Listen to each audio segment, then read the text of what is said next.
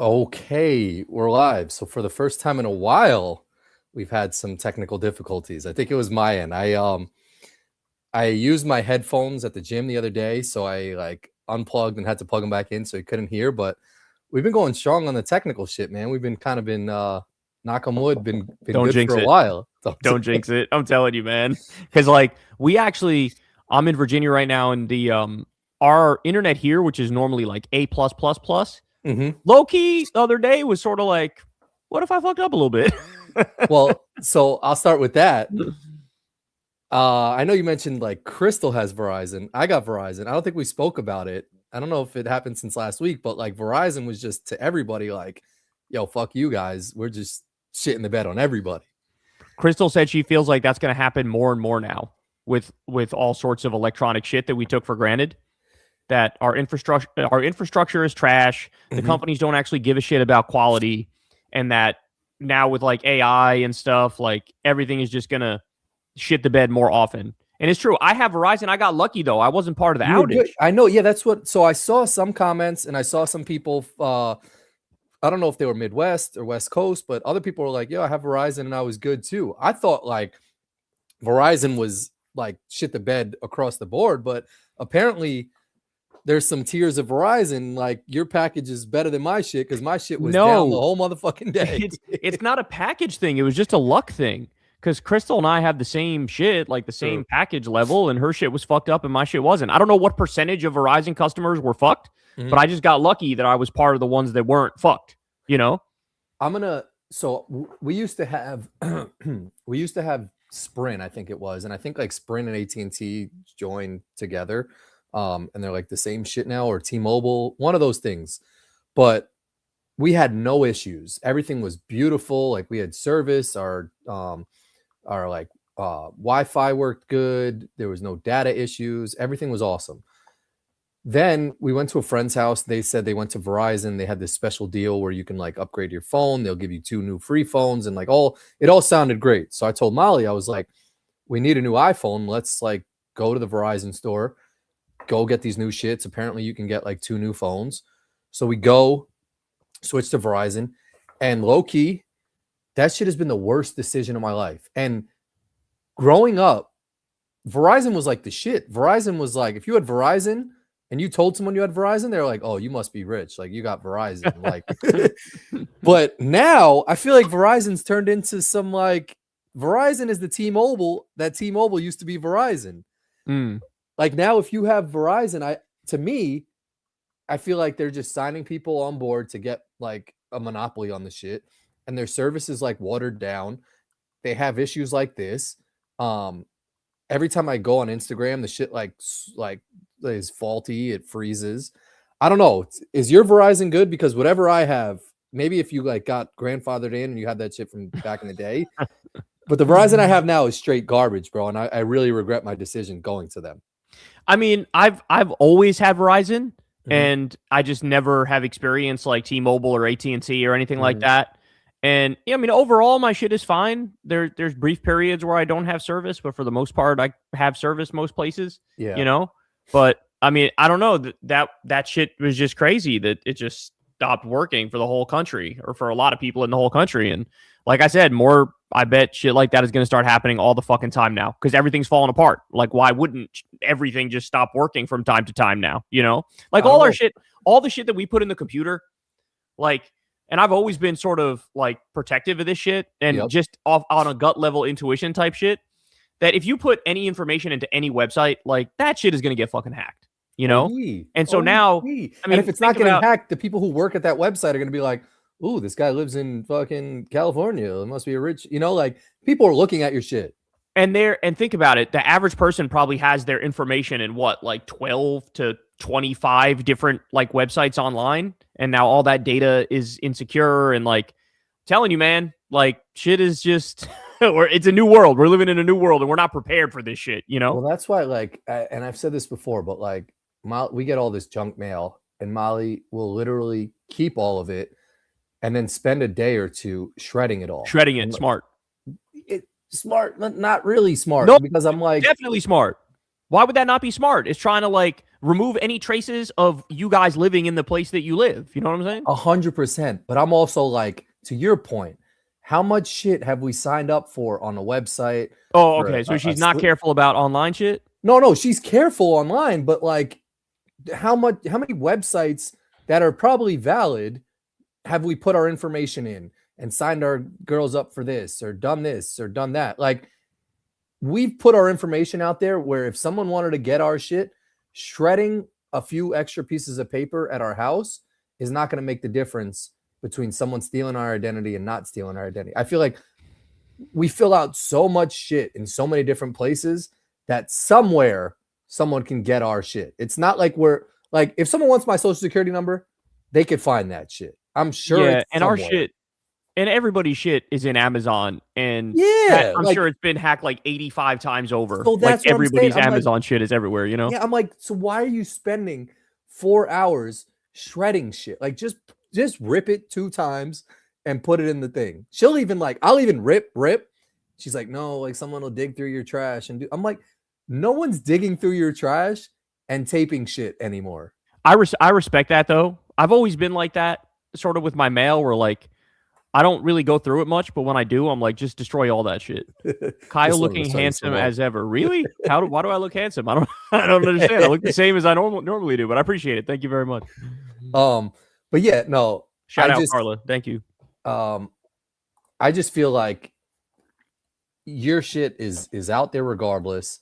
And I don't know. Did you guys, when the Verizon shit happened, did you go to Crystal and you're like, what do you think happened? Like, is there some weary shit going on, or do you think that like maybe just there's like a cell tower was down or something like that? No, it was probably some sort of like cyber attack. Who did the cyber attack? I have no idea. What their motive was, I have no idea. But some shit went wrong. But again, to me, it wasn't. I was just lucky. My shit was working the whole time. You know, like everybody, hers, it was more than a day where it didn't work. It was like a day and a half that it didn't work, which is sort of fucking crazy. It's almost like when you lose power, it's like you expect like, okay, I lost power. Get this shit back on within the next 3 hours or like, fuck you. And like for that shit to be out for a day and a half is like, you do realize this is not supposed to be a thing, right? Like, especially, and now I heard Verizon's like, we're going to give everybody credits. We're going to give you like $20 off or some shit. $20. I mean, it monetarily, that's even more than like the amount of time it was out. You know what I'm saying? True. Yeah. So like they're being extra nice about it, but like, yeah, just don't. I don't care about your apology. I don't care about your $20. Just don't let the shit break down like that. You know, whatever you got to do to upgrade. Yeah, I guess so.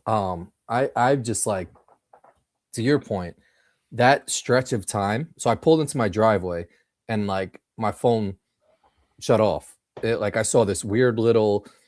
It was like a UFO looking thing, like it was like a satellite thing up where my service bar was. Yeah, Crystal had the SOS shit. Yeah, it was SOS, but then there was like a satellite looking thing that I've never seen before. So I started like, I'm like, all right, something weird's going on, because I was driving in Jersey the day before and I was like getting off an exit and like a black unmarked car was kind of behind me. It looked like a cop car or some shit. So I was like, all right. Like I started piecing shit together low key. I was like, so when I pulled in the driveway and I saw that shit, and I was like, all right, there was that car behind me in Jersey. My service is not working right now. Like I was like, do you think like the FBI is like listening to the podcast and like following me or something? I really for a second thought that like I was on some watch list. So I pull into my driveway. I have no service. I'm like, all right, this kind of sucks. But at least I went into my house. I had the Wi-Fi. But then to your point, I couldn't really function the rest of the day. Like I couldn't. You had to be on Wi-Fi or you're fucked. Yeah. I had to be a Wi-Fi as fuck. And like we had to figure out like who was picking up the girls from like the jiu-jitsu class. Like, so it made me think like, yo, if our phone shut down on some like substantially long type of shit, like I'm fucked. Like everybody's fucked. You have to like, it's a whole different world in that scenario. Like you said, you got to tell the girls like, I'm going to drop you off here. I will be here after school to pick you up right in this spot. You have to come right to this spot. It's like it was back in the day when we were kids, you know, like everything would change. You're right. Everything would change. You would need to do work differently, you know? And by the way, at some point that shit is going to happen. I know that, I actually think right now we're getting some sort of a solar storm, I think, because they're saying the northern lights are going to be visible, like even where I am and where you are. So severe geomagnetic storm on Monday could make northern lights visible. So if we were to go out, I don't know if you're like have cloudy weather right now or not, but if you don't, if you have a clear sky, you could see like the bright ass lights tonight. Tonight. Oh, but I love that shit. Me too. I've never seen them before, but I'm not sure. I think that you can knock out like our whole electric system with a severe solar storm. Oh, like, what the fuck? I know, and I don't know exactly what conditions need to happen in order for it to, like, I think it would have to be aimed directly at us for that to happen, and I don't know if the solar storm is aimed directly at us, but it's not hard to imagine some shit happening that's so catastrophic that our whole I mean, I'm sure that China and Russia have the ability to do a large-scale cyber attack against the U.S. to make all of our shit go down forever. You know what I'm saying? Yeah. So, like, and that's also why it's fucked up that Trump is fucking so hard with all these different. Now he's just saying I'm going to steal Greenland, and Europe's like, if you didn't hear this, Europe's no, I know. Europe's like, if you do that, we are going to go nuclear on you economically, and we're going to like cut off our trade ties with you, and like it's a wrap. And then we feel real fucking pain, you know? So so Jed sent this earlier, but like he sent a letter to Denmark's president. Why is Denmark and Greenland like related?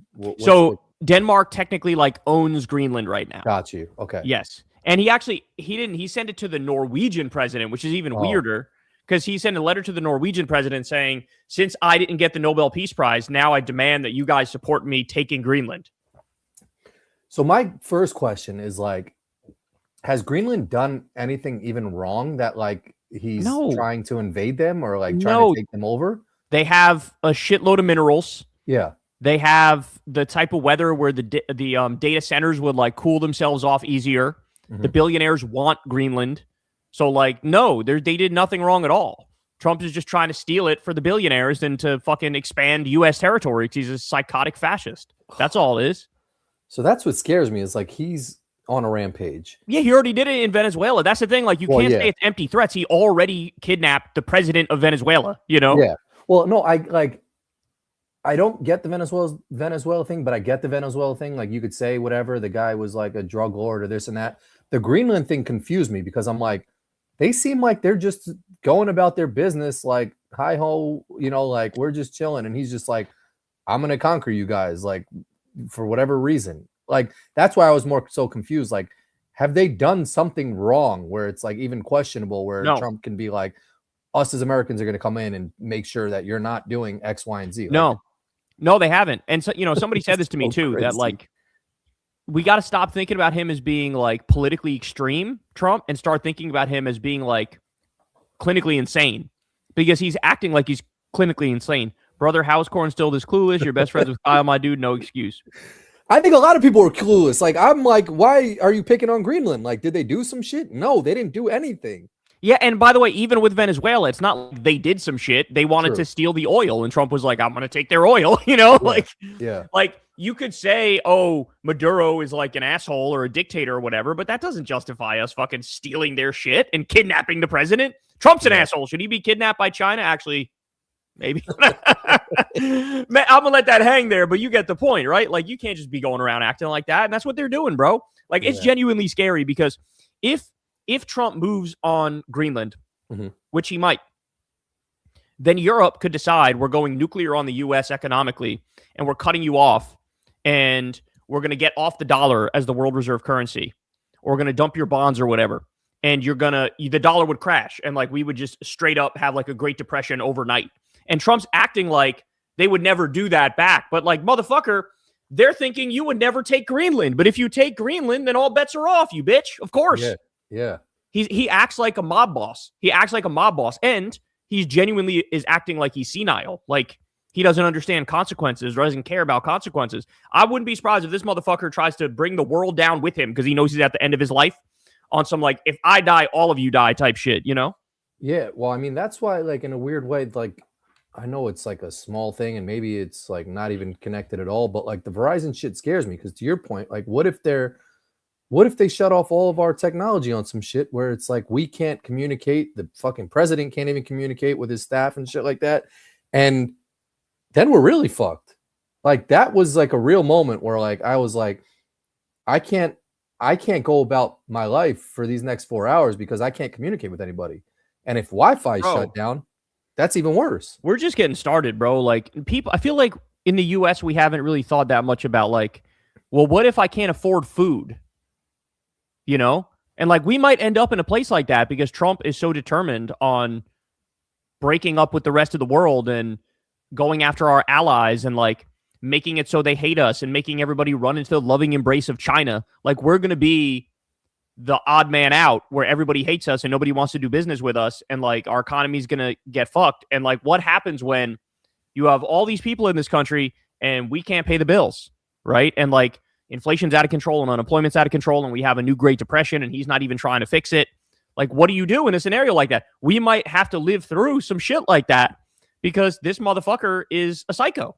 Yeah. You know? Yeah.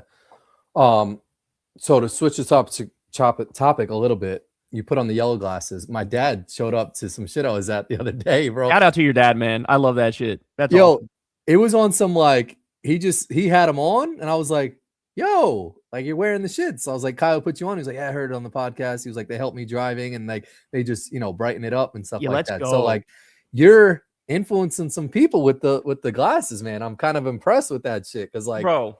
Shout out to your dad, man, and shout out to everybody who's like listening to the bits of wisdom we're giving you. Because I'm telling you, man, I meant to tell you. Let me explain something to you, bro. So I was talking about the earbuds the other day when I sleep. Mm-hmm. So at first I had gotten some cheap ass, like Amazon ones or like CVS ones or whatever. They're just like soft ass foam ones that you put in your ear. But the problem for me was that it wasn't the right size, so it didn't really fit in my ear. So I went to Amazon and I typed in the same shit, like, earplugs for sleeping or earbuds for sleeping or whatever the fuck I typed in. And they had ones that said noise canceling. And now me, dog, I'm an opponent. I straight up hate the noise canceling that comes with like Apple AirPods. I don't know if you've ever used them, but they literally use like, I forget how Crystal described it to me, but it's almost like a sound wave frequency thing that gets pumped back into your ear to cancel out the noise that's happening outside. It's very highfalutin scientific. Like they have a way of canceling out the noise. But to me, whenever I have the noise canceling on in those headphones, the AirPods, it makes me feel weird. It makes me feel like dizzy, like I have a headache or some shit. Okay. Like I don't like it at all. I don't like the Apple noise canceling shit at all. So I like to I'll wear AirPods, but I'll take the noise canceling off completely, right? Okay. Yeah. But since I didn't like those cheap ass nighttime earplugs, I was like, all right, let me just buy this one and see if I like it. And it was technically called noise canceling. Now these shits, I don't think they use the same technology as the Apple thing. So there is no like high tech. This is like CVS brand? No, this was on Amazon, and I think they cost. Oh, okay, right. I think they cost $35. I want to say. Okay. And so I got them and I put them in my ears the other night. I wore them the first time the other night, bro.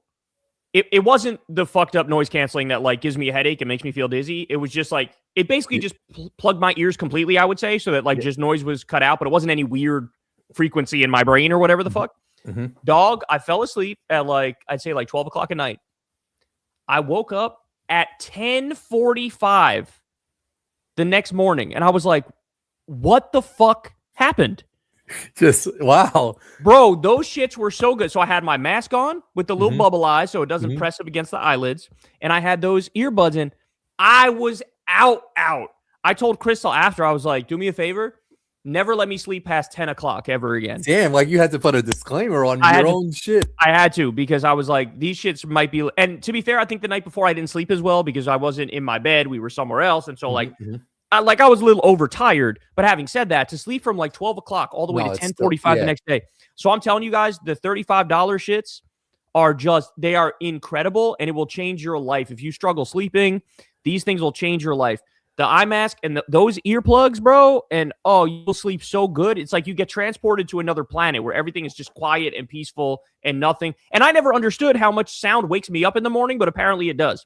What are the earbuds called again? Anyone catch it? Here, let me see. I'm going to see if I can pull them up right now. Let me see. Bro, so I'm about to give you some kudos because this is why everyone who watches you, like more people need to watch you, because Molly follows people. Like there's mad influencers out there that will like promote that shit and then like, hey, like I'm going to link this on my page and like get a cutback for anything that like they promote or whatever. The fact that you just like are like, yo, I really fuck with this shit. It works. And like just straight put it out there. Just the credibility alone behind that, like, puts you all the way up here because like I'm gonna try those shits because like I want butter sleep, bro. like telling the you, dog. glasses, I might get a pair because like, dog, the fact that you influenced my dad on it, like my dad doesn't get influenced by, I feel like, a lot of shit. Like me, my brother, my sister have told him mad shit. Like maybe if you put it out there to like fix his back, to like go to a swim class or some shit and do some shit, maybe he'll do it. He doesn't listen to shit. So the fact that he like got the glasses because of it is impressive. So back to what I'm saying is like, if you like the fact that you are really promoting some shit that like you genuinely fuck with means that that shit fucking works OD. And I would not, everybody knows me. I've never talked to an advertiser. I'm never going to talk to an advertiser. I wouldn't take any fucking money from them. I'm not interested in getting any money from them. You know how my show works. Power to the people, grassroots media on some real shit. So I'm only going to tell you shit I actually fucking use and like. And so, Corin, I just DM'd it to you right now. Okay. I'm going to just tell everybody real quick. On airplane mode. That's all right. I'll just tell everybody what it is. Okay. So if you go to Amazon, it says earplugs for sleeping, 45 dB noise canceling. Earplugs for sleeping, 45 dB noise canceling. And that's the first shit it says. $35 it costs. And then you'll see there's options of like, there's like a black color, and then there's like this like lavendery, like purple color. And these are the shits I got, and they are fucking incredible, bro. Incredible. So I'm telling you, on sleep, bro, I'll give everybody the rundown. Like, make it nice and chilly in your house. Oh, you're pulling them up right now? Nice. Let's see. Click on the scroll down. Oh, actually, there they are right there. They're the one that says $32 ones? No, $35.99. Oh, right here. That one. That's it. And then click on it, and then let me see. Scroll down, and let me make sure there's the two black and then the purple. Wait, is that it? Is that not it? I sent them to you in your DMs. Oh, okay. You want to pull up? Are you logged into your Twitter on this computer or no? Oh, wait, there they are. There they are. The lavender shits. These shits right here? Yeah, that's it. Those are the exact ones I got. Oh, and they're on fucking deal Earplugs too. for sleeping, 45 dB noise canceling. Yep, that's it. Those are them. See the two black and then the lavender. That's it. This company's about to fucking go insanity. Yeah. Yeah. Shout out to that company though, man. They make a good ass product. Like that shit is fucking incredible. So I'm telling you, we always have it 65 degrees when we sleep. I get it 65 degrees. I get my fucking eye mask and these earplugs, and I'm gone. I'm out. And what are your thoughts on a weighted blanket? You ever look into a weighted blanket? So here's the problem. So me and Crystal tried it. We tried it. The problem for us was we went too heavy. We went right to like the advanced level heavy blanket, and it fucked up the whole shit for us. Where I can't do a heavy blanket. The other thing is, I've always been a one leg out of the covers kind of dude. Yeah, same. Yeah, like I like a little bit of freedom with my leg, and even having like maybe a little bit of my side showing too to let the fan hit it a little bit. Yeah, exactly. So I like it both, like covered a little bit, but then also like out a little bit. And so for me, the weighted blanket, I don't need the weighted blanket, but I will say that's a love or hate one. Like a lot of people hate the weighted blanket, but a lot of people really love the weighted blanket. So if you give it a shot, it could change your life. Because I know people who use the weighted blanket and they fucking swear by it. But for me in particular, it wasn't it. Yeah. I don't think I was in on the weighted blankets. I felt like I was like getting like held down. I feel like too much. Exactly. And we did too. We went straight to like a 10-pound one or some shit like that. And it was OD. I felt like I was being attacked. Yeah. My only issue is like, I don't feel like noise. Do you do the no noise because like there's some noise that bothers you? Or do you feel like if you are just like completely like non-noise, you'll get better sleep? The second one, because you don't realize it until you are able to sleep without any other noise. You don't realize what you've been missing out on. You know what I'm saying? And then and for me, the first thought came to me was, I know everybody in the house wakes up before me, and you know they're kind of like right outside of our bedroom door too, so it gets a little loud in the morning. And for me, it started with just a practical, like, I want to make it so I don't hear it in the morning. You know what I'm saying? Yep. And so that's how it started. But then now I realize, like, no, even just like at night, the standard as whatever it is, like the sound of the fucking toilet flushing or the sound of the AC kicking on or whatever, like you don't realize how much that fucks your shit up in the same way that you don't realize how much you know, if you got like a nightlight on in the corner or whatever, it's good when you're a kid and you're scared of the dark. But as you get older, that just fucks your sleep up more. You want it to be pitch black in your shit, you know? Fact. So like that's what it is. It really it's just incredible. Like the sleep I got is just amazing. It really will. It makes it so you're a new person when you wake up after a real fresh night's sleep, you know? This one's another game changer too. The fans, whether or not. Oh, I've always been asleep with a fan on guy. Always. Shout out to you, Laura. I'm team fan. I always have one fan. I feel bad because I feel like it kind of drives Crystal crazy a little bit because the fan does. Well, and I'll tell you why, because I'm the one who puts it at 65 degrees. I think if she had her way, it'd be like 68, 69 degrees, you know? So it's a little cooler. So I'm being the selfish one by doing 65. And then I have the fan on too. And I think when she gets a little bit of a drift of it, it might, you know, make her cough or whatever. It might dry out her throat. But for me, I feel like I need that fan in order to really get the full, the perfect sleep, you know? All right. Let me. So those are the headphones. So, or not the headphones, the earplugs. Yep. That's them. Bangers. Look at that. And they fit in the ear comfortably. And okay, not only do they fit in the ear, but you see like the part that goes in your ear. When they send you these shits, they send you like 10 different options of different sizes that can go on top of that shit. Yeah, so you will always have the right size. If you have small holes in your ear, big holes in your ear, they'll send you something that has the right size to fit in your ear. Oh, interesting. Yeah, bro, it's good. Freckles. It's fucking amazing. They are great. All right, I might have to fucking try them shits. Yeah, the only note of caution I'll give people is it is possible if you sleep on one side, like it might feel like it's getting a little too deep in your ear, and you might be like, it feels a little deep in there, a little uncomfortable. That didn't bother me much, and the reason it didn't bother me is because I'm used to sleeping with like these earrings in, so like laying on the pillow and having something press into my ear a little bit didn't bother me that much. You know what I'm saying? So that's the only note of caution is it might be the case that some of you might say, I don't like how it feels like it's going too deep in there. But for me, it wasn't like the benefits of it far outweigh the downside of it. Eye mask, please. The eye mask. The eye mask is nothing special. I don't remember if we ordered it on Amazon or not, but it's like all I would say is type in like eye mask with bubble eyes, because that's the shit. You want it to be like have like a little bit lift up a little bit in the front so that you know your eyelids are not pressed down on. And the reason I did that is because back when I had contacts, if the eye mask pressed against my eyes, my contacts will wake up in the morning, my eyes would be all fucked up because like no pressure on my eyes since I would sleep with my contacts. Now that I don't have contacts and my eyes are good, like I don't know how much it matters anymore, but like I'm looking right now on Amazon. There's LKY digital sleep mask. This one, it looks like similar to the one that I have, which is just like a classic bubble-eyed eye mask. And for me, I don't know about you guys, but like for me, I always have it loose as fuck on my head. I don't want to feel anything tight on my head. Yep. I want it to be super loose where I barely know anything's on that shit. You know? I'm going to give one.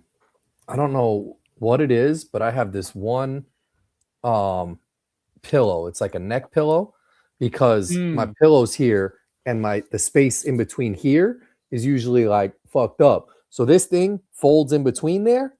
And like I could sleep with no pillows, but this one pillow perfect. Goated. Perfect. Dog, my pillow for life, I fucked up and it's gone now. Like I threw it, my mom threw it out at some point from back in the day. And it was like the perfect height for me, like my favorite shit. And it was all yellow, it was all crusty and fucked up, but it was so perfect. Best kinds. And my mom accidentally threw that bitch out a while ago. And like I haven't been able to find a replacement pillow in a hot minute. So this isn't mine, but let me. Oh, you're showing like the size of your pillow, the one that you love? Yeah, let me see. I'm curious. It's kind of like it's kind of like that without that nice, little, nice, like, nice, hump, nice. Yeah. In there. Yeah, just like a skinny ass shit. Yeah, totally. We got one in our bedroom. I call it Angel Pillow. Yep. It's like it's skinny like that and kind of small. It literally was like a baby pillow that I like as like the thing on the top of my pillows. You know, like I like that as the last shit. Yep. There's so many like little things like this that game changer. Just game changer. Game changer. Like I was at a friend's house and what did I have? I had a chicken parm wedge, I had some wings, had a slice of pizza, and my stomach was kind of like fucked up. And like I didn't want to like OD on his bathroom, but I was kind of in there for a little bit. So they probably were like, is he ODing in our bathroom right now? Like, so I came out and was like, yeah, sorry, my stomach a little bit. And then I was like, do do you guys not have like a squatty potty? Because like that shit would change my Oh, experience how in the fast bathroom. you go? Like, Yeah. the squatty potty, if you don't have it, next level. Like it elevates your feet a little bit and puts you on like this 90-degree angle. And just straight voids your bowels. It's straight like opens up the whole thing. And they did one of these cartoon like animation things of like what it looks like inside of your body when like you're sitting with your feet on the ground versus when they're elevated a little bit. And like your small intestines, big intestines, like kind of like flows more smoothly when your feet are elevated. And yo, I'm telling you, the same way that like game changer. And I don't know if you have like a bidet, but bidets too will clean your whole shit, and then it like sprays it to open it all up, and then bidets are super important. The other thing is, and this is just nice for other people. They're the products that they're called like Poopery, and there's other brands too, but it's a little spray that you do before you take a shit. And like what it does is it's like these weird oils that it goes in the toilet, and then when you take a shit, it doesn't allow the smell to get out. It like traps the smell in the toilet. And you'd be surprised. Impressive. You'd be surprised how well it works because like it literally like you could spray that, take a shit, and then spray like a little bit of Febreze or something. And then somebody could come in the bathroom like 3 seconds after you're done shitting and have no idea that you took a shit. I might have to get that because I don't know what it is. It's big, bro. Like it makes it so that you never have a moment of like, damn, did somebody blow this shit up? You never have that with this, you know? For whatever reason, I don't know if it's like I'll know Molly's about to take a shower or she's about to brush her teeth or some shit, and I'll just go into the bathroom beforehand, and she'll be like, "Are you taking a shit?" And I'm like my bad, like and then she has to like bask in my shit. Yeah. While she's doing whatever she got to do. You'll change your life, dog. You'll change your life. I might need that spray. I'm telling you, you'll change your life with this. You never have to worry about that ever again. You know. I want to know what the testing process was like for that shit. Like, did they actually have to have someone come in and take a I have no idea. I have no idea. But bro, you know, just like I collect my like fragrances, I also collect like Febreze fragrances. I respect it. People don't know that. Same family. I'll go to Walmart. We went to Walmart a bunch of times, and I'll be walking down the aisle, and I'll see that they have like 17 different kinds of Febrezes, and I'm like, oh, I never tried that one. We got to cop that one. There are times I went there and walked out with like 6 new Febrezes that are different colors and different like fucking scents and shit. I love it, bro. I respect it. I mean, like that. I'm fine with scents. The one shit that kind of fucks me up is like toothpaste. Like sometimes I'll stand in the toothpaste aisle and I'm like, there's too many options of shit right now. Like, and they're not that different. Those ones are not that different. The toothpaste is not that different. They're also similar. You know? Yep. That's the problem with that. I agree that like, I got Colgate versus I got Crest. It's like, I don't know the fucking difference, you know? Exactly. And there's like, with Listerine, there's whitening. There's like, this shit is like, you know, like fresh smelling. Like, I'm like, just give me some regular, but some of them, the ones with the little like crystals in it, to me, fuck me up. Like they like, it feels like I'm chewing on. Did they still do those? Do they still do the crystal shit? Aquafresh, really? I think, was the OG of like. Aquafresh is potent. It's like a strong fucking toothpaste. Yeah. Like it smacks you with the mint. Like, oh, take that mint. OD. The only thing I don't do is I don't gargle like Listerine. That was never like, I'm not a mouthwashy guy. They have it at my gym. And people I go through phases. I go through phases where I do it and where I don't do it. Mm-hmm. There was a time where I preferred the Scope one because the Scope one is like gentler. Yep. But there were times I was like, you know what? I sort of want the Listerine to like fuck me up right now, where it makes your eyes water and you're like, that Listerine will fuck you up. Whatever's in that Listerine. Yeah, it'll fuck you. It'll fucking like it'll put you through it. You'll be like, but when you're done, you're like, your mouth feels like nice, you know. Well, and if you have like a cut in your mouth or like some type of cold, forget it. Over. Mm-hmm. All right. So before we get into it, I wanted to first, because Jed sent the clip to me and you, but the dude Michael Knowles, bro, you just straight, like speaking of shitting on people, bro, you straight shitted on dude, like, and he's the perfect dude to shit on, man. So fucking kudos to you, because I watched that clip and I put music behind it, like it looked like you were freestyling, like there's moments where you watch somebody or you like you're like, you know, you're experiencing something and you just feel like you're in a zone. When I was watching that, bro, like there was no moment where I was like, someone could see this as like it going in the other guy's favor. Like you freaked that shit OD, man. Like that whole shit. So like fucking kudos to you, man, because that dude needs to fucking get put in his place.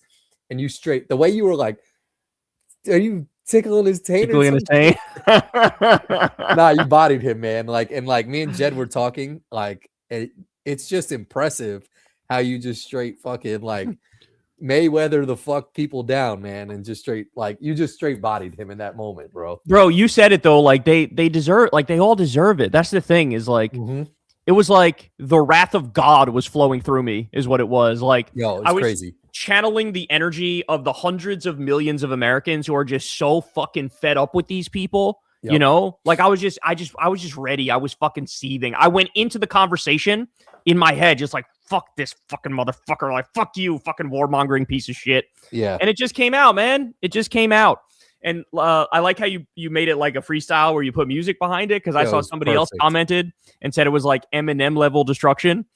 And then I thought back in the past, somebody was trying to make fun of me and they called me Deminem, like the Democrat Eminem. And now that shit sort of sticks, but in a good way, not a bad way. Like, like it literally was like a freestyle rap. Like how you, like, I don't remember the whole shit, but how you hit him with like each different thing and we're like freaking it back and forth. That's why like I should have put the Nas like ether music behind it because like each moment had its own little moment and he knew that you killed that shit. Like the dude is just such an actor and such a like he's literally an actor. He used to be an actor. He's actually an actor. And it didn't like I don't know how he has an audience of people that actually go to his channel and actually think he's genuinely telling them something that like he believes in. So what they do is he works for the Daily Wire, and what they do is they fake it till they make it, basically. Where the Daily Wire had like a lot of big money behind them, like big oil money and these this billionaire money. And so what they would do is they would like buy a shitload of like Facebook ads and shit, and they would like basically make it the only game in town where they force their way in front of you. That's what happened during like the 2016 election. And now glug, glug, glug. I did hit him with the glug, glug too. That was a banger too. Like that was another banger. That one just came out. I was surprised they kept that shit in. After I did it in my head, I was like, he's probably going to cut this shit out. No, I'm happy he left all that shit. But Michael Knowles basically faked it until he made it. And I don't know why he decided in that debate to try to do this like holier than thou highfalutin thing where he was like, well, international law goes back to antiquity. It's like, first of all, that has nothing to do with anything I said. Second of all, conservatives cannot in this moment all of a sudden pretend like I'm against you being so vulgar and having no decorum, which is what they did. The Daily Wire put out a post like Kyle Kulinski was out of his depth and he got very vulgar with Michael Knowles. And it's like, you guys backed Donald fucking Trump, the most vulgar motherfucker on the planet. He was talking about Arnold Palmer's cock on the campaign trail, dog. Like, what are you talking about? Yeah. So he tried that cop out and it just didn't work, bro. Like people looked at you like you seem like a smarmy little smug weasel boy who's like trying to like, well, actually your way out of it. But in reality, you got beat the fuck down. You're defending a warmonger. And now I'm attacking you for defending a warmonger and you got nowhere to go with it. So you say, yeah, I agree with him 99.78% of the time, which proves the point that not only are you a warmonger, you're a fucking cuck. You're a cuck. Just like I said, you're a cuck. No, it was perfect. And like, in some way, I kind of respect, and I sent you this. I don't know what happened, but I saw a picture of like Piers Morgan was like in the hospital or some shit. Like he he ate it. I think he fell. He said he fell going into a hotel and like now he needs a hip replacement or something like that. I'm always like weary of that shit too. Like I've walked in places and I've walked places. I've never fallen to a point where I'm like in a hospital bed, practically dead. And granted, he's older, but like, you don't question that shit a little bit? You think people just really fall and end up in a hospital bed on like on some real fucked up shit? Falling is like a very old person thing. Yeah, you know, like it's like it's usually like a 75 plus, like, you know, I literally lost mobility. Yeah. But he's not that old. So I think it was icy though. I think he said it was icy and he tripped and ate it. So I get the one that fucks me up is sometimes I'll use soap OD in the bathtub and it gets like super slippery on the like bottom of my bathtub, and there's moments where like I have to catch myself on the wall. Damn. Because it's like the soap drips down, and like I have like a bathtub from like 1950, so that shit is like that is slippery as a glossy. motherfucker. You got to get a new like mat or something so that you don't fall, dog. You need that shit. Yeah, that's an accident waiting to happen right there. No, I know. But what I was gonna say is like kudos to Piers Morgan, because to have you on, to have that moment is something that like Jed was saying, like there was so many YouTube accounts that like took that and showed you love and were like people ate off that shit. Like, yep. But that's what I'm saying. But that's the moment that like all these other like mainstream media outlets are looking for online. And the fact that like they don't have people like you on to have those moments is just like, I respect Piers for having you on and letting you fucking go crazy with that, because you destroyed him, rightfully so, and it got the love that it deserved, you know? Yeah, I was thinking about if I was on CNN or MSNBC or something like that. They would. The thing is, I would actually have to find a way to say it without cursing, though, because they would actually censor it or like kick me off. You know what I'm saying? Like, I think they get fined if I curse. Not 100% sure, but I think that might happen. So like, it would be tough. But yeah, I mean, if they want eyeballs, like what annoys me is they have that guy Scott Jennings on CNN. He's like that smug ass Republican with like the most punchable face of all time. Oh, yeah, if you have that guy on, face? Did he run for president?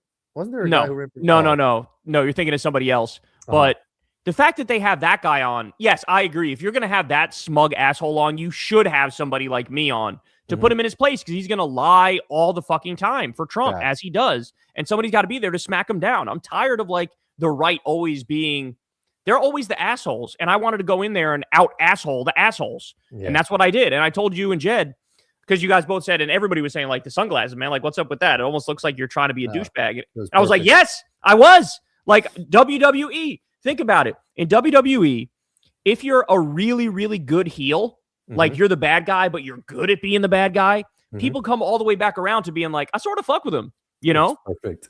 And that's the point. Perfect. I was like, I'm going to be a bigger bully than the bullies, and I'm going to lean into it. I got my pink shirt on and my bright ass, shiny ass tie and my sunglasses. Like, I'm leaning in on this shit, and it fucking worked, you know? Yeah. Does after the fact, do like the producers, like, because usually the people who are like the coolest ones are like the producers, or like the people who are, identifying the talent or something like that. Do they say anything to you after air where they're like, great job, like, like we'll have you back or some shit like that? So, I was told from the producer that Piers was excited when I agreed, because I never usually agree. And he enjoys having me on. But I would get it. If I was him, I would enjoy having me on too, because I'm going to give you something spicy. I'm going to give him what he wants. He's a tabloid guy, right? Like he's a tabloid guy. He wants the circus. He wants the fighting. And like, okay, you're inviting a fucking brawler on. I'll brawl for you. Yes, I'll do that. Yeah. So, but yeah, it worked out. And shout out, by the way, you mentioned all those channels that hooked me up. I wanted to give a quick shout out to all them because I did it today in my channel, but Josiah from Pondering Politics, Ebb and Flow, Mac, aka Good Politic Guy, that's our boy. Yep. Pretty Bad Lefty on Twitter, whose channel is The Discourse with Brandon. Check him out. Political Punk, The Vanguard, of course, our boys. Yep. Jordan Yule and Brett Ehrlich. There was this guy, Young Don from Young Don Reacts. I fuck with that guy. And then Hassan too, of course, covered it. So shout out to all you guys, and thank you guys for doing it. And I apologize if I missed anybody, because there were some other channels too that I liked and subbed to, but I don't remember who they were at the moment. I could just picture, you going to a CNN or an MSNBC, and then you doing the tickle the taint, and then like blurring out your hand or some shit. Like how absurd it would be that like they take it to that extent to like blur a hand. Like the fact that like we're at a point now where censorship needs to just like, they need to chill on all that shit. Like if you're on TV after a certain time, or like you're on YouTube, like, and people have agreed to be on that shit, like the videos we post, every video I post, I have to say like it's not safe for kids. Like we kind of need to chill on the censorship a little bit. Like let people say fuck on TV. Like yeah, we're getting there. I mean, Donald Trump is our president. Like there's no rules anymore. Like that's what I'm saying. Like we've started to. Yeah, like you hear shit on Comedy Central, and it's kind of like Oh wow, that's kind of edgy. But like, come on, like where are we now where like just have people freely speaking where it's like you don't have to worry about censoring cable TV anymore. Yeah, no, I totally agree. But it would be interesting for me to try to navigate it if I was on CNN, like not Yeah. cursing. It would be kind of hard because, like, in order to deliver a real SmackDown like that, you kind of gotta have to throw some nasty shit in there, you Yeah, know? 100%. Like Yeah. a message is not as powerful. Like once in a while, a message is a little bit more powerful if you throw like a motherfucker in that shit or like like a curse, a random curse word, or like a bitch on the end of that. Like when you were Yeah. on Rogan Mhm. the first time, I think, and you said like, I don't read books, bitch, or something like that. Like the fact that like you ended it with that like power was just like some of those powerful statements need a little gangsterness on it with a curse or something like that. Yeah, and I don't know if did he handicap himself? Does he never allow himself to curse? It's kind of ironic to be like a fascist and supporting fascism, but like, I won't say the naughty words. It's like, Yeah. Jesus Christ, it's so bizarre. Yeah. Yeah. I wanted to get your opinion. I think this was like kind of going viral on social media, and I feel like you'd have a good take on it one way or the other. Let me share this here. But this photo, I think, was one of those like like things on social media that people were having a debate about on which layout for a room was more appealing, was like the best room to be in. And I wanted to get your thoughts because I didn't know if you have, a strong opinion one way or the other. I don't know if I do either. So, first of all, what I'll say is you're right that I'm going to have strong feelings on it because when it comes to stuff like this, I have irrationally strong opinions. Like I'm somebody where I'm big on like a vibe that I get off a place or like an energy that I get off a place where like it either hits or it doesn't hit. Exactly. There is no in between. There is no like maybe not. So for me, and I'm curious what you have to say. To me, it's not even close. Layout number 2 is better by far. So, what are your thoughts? I really was like indifferent. I couldn't make a decision, but I almost feel like 1 is more ideal just because 2, I feel like when you walk in the room is just on some inviting shit to like automatically lay in the bed, which to me would just be like, I'm shut down for the day. Whereas 1, at least, is like, there's that little bit of separation there where it's like, all right, you decide. Do you want to go to your desk and do some work type of shit? Or do you want to post up in the bed, chill, maybe watch some TV or some shit? But to me, that 2 seems like you walk in, your bed's right there. Fuck it. Let me just sit on the bed, take off my shoes. I'm going to take a nap for 3 hours or some shit. So it's more productive. I feel like layout 1 than layout 2. So for me, I want access to that window when I'm laying in bed. That's a good point too. See, that's the first thing that comes to mind. The second thing that comes to mind is I'm thinking like TV wise. In layout number 1, it looks like you would have to put the TV by the area where it looks like the closet is, which you can't really do. Facts. So then you'd have to put it like right next to the door where you walk in, like behind that. And I'm not sure that's a great move. With layout number 2, I see exactly where you'd put the TV. You'd put it like right where like the laptop looks like it is, like just on the side of that. So like with layout number 2, you can get a banging ass TV in a good spot. You got your little desk area if you want to sit there and work. And I just like the vibe of having the bed in that little nook cutout area because it makes it feel like cozy and comfy and homey that it's in that little cutout. You know what I'm saying? Yeah, that's a good argument that bed was like, I hadn't thought about that bed is kind of perfectly made for that little nook there. It's just a vibe. Like you walk in, I walk into layout I will number say 1. Though, layout number 1 reminds me of the basement crib because your bed was in the corner of that shit. Oh, you're saying when I used to sleep when I was in my mom's basement back then. Yeah. The bed was in the corner like that, So I'm surprised that you went with 2 because your bed was in that same spot of the wall in the basement shit. and the desk True. I was didn't. to the side of it. True, but in that room in particular, in order for me to be by the window, I would have had to literally put the bed blocking the entrance on the way in, so I had no Yeah. choice, kind of. You know what I'm Yeah. saying? Okay. But to me, it's just a vibe thing where when I walk into the room layout number 1, it just feels a little bit claustrophobic-y.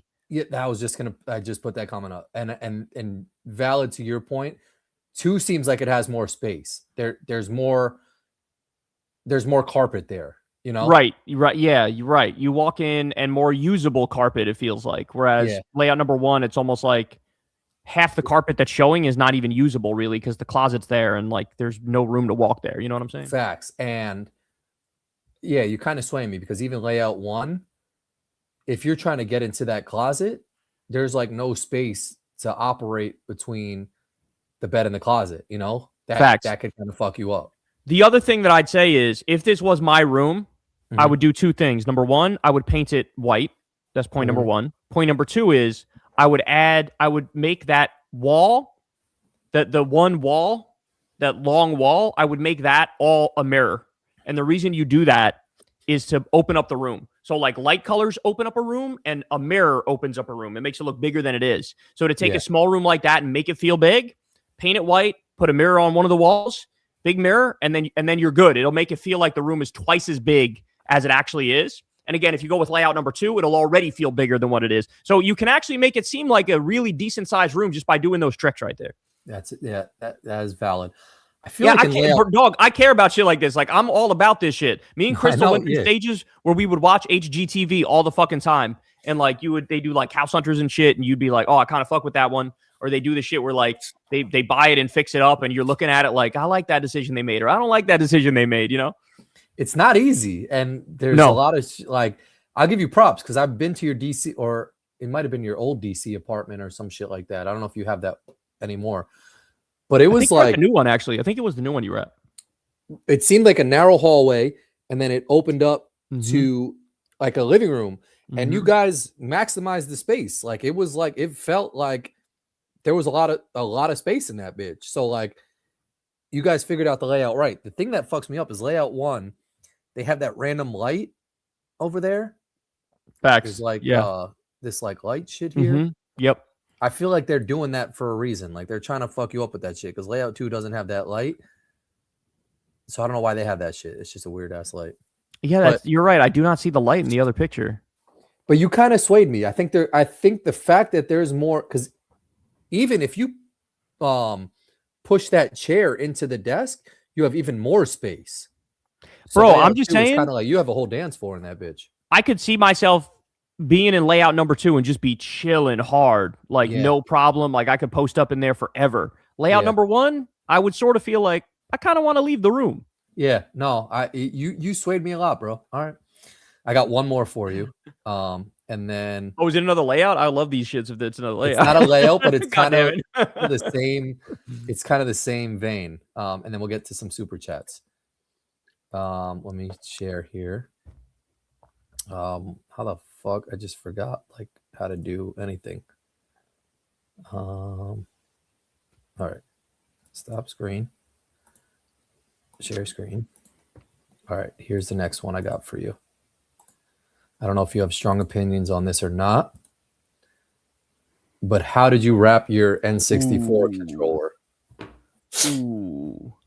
Because I have a way that is not even on this option. Like I actually thought like an X pattern. I feel like I did the X pattern. Yeah. So here's the thing. I don't remember how I did it because I think my shit was permanently out and I just left it out. I don't think I ever fucking had to reel that bitch in. You know? I just had it laying there, like I just put it down, like I'm done playing, and I wouldn't wrap it up, you know? Yeah, I guess that's a way too. But I think if I were to do it, I would either do the X pattern or number 2. I don't think I would do number 1. Yeah, I think I was 2 too. I was 2 also, but I think I did the X2 just like because symmetrically, it kind of like it makes sense. Yeah, this one like is not as I don't think 1 really was an option. And I'm I don't know. I mean, I'm looking at some comments and some people are saying 1, but I don't think 1 was a real like option. I think X was the only one. By the way, one of the best gaming consoles in history, I'd say right here. Yeah. One of the best gaming consoles in history. I fucking love N64. I fucking love it. It was so good. I probably played this one tied for like the most of any one I've ever played. You know? Yeah. I mean, it's got to be like this and PS2 are like at the top. Yeah, this with like this system is so goated. I mean, like the joystick in the middle, like we just knew how to navigate through this whole system. It was simple. It wasn't, anything overcomplicated, and the games were goated too. Like there was just so many good games for this. So many good games, bro. Like GoldenEye. Mario Kart, GoldenEye. Fucking, I loved Mario Golf, dog. Like, I fucking love N64. N64 is the shit. All right, so this one, let me put this back. So before we get to the super chats, Molly started putting up on Spotify, right? Spotify, yes. Spotify? She started back to episode 1. Woo! It took me back to like 88 because she played it, and there was a soundtrack in the beginning that like started with like a Hadouken, and then you would go like little bitch, and then you would always start the shit. So like the fact that we haven't changed since like all the way back then, man, like it made me smile a little bit that like she played that shit, and I was like, damn, that sounds like it could have just been last week's episode. Bro, what year was the first one ever that we did? Did it say on the shit? Like, I gotta when she pulled the audio from YouTube. What year was that? The first one we ever did, Kyle and Corin. I feel like 2013. I gotta look back on what because someone. But I'm burying the lead though. You said she started uploading from episode 1. From episode 1. How many has she gotten through so far? Well, like she's got them scheduled, or like she will have them scheduled to like release at whatever. Like I think she'll release them Wednesday or something like that. But I think she has like all of them dating back to like episode 1. They're all like on YouTube. And shout out, I don't know the channel's name, but there's somebody who has all of them like on YouTube or something like that. So like it's there's still on Secular Talk. It's still up on Secular Talk. Yeah, no, they're still on Secular Talk. Yeah. So they're still out there, but there's like I think we're on like 200 episodes. We're coming up on 200 episodes.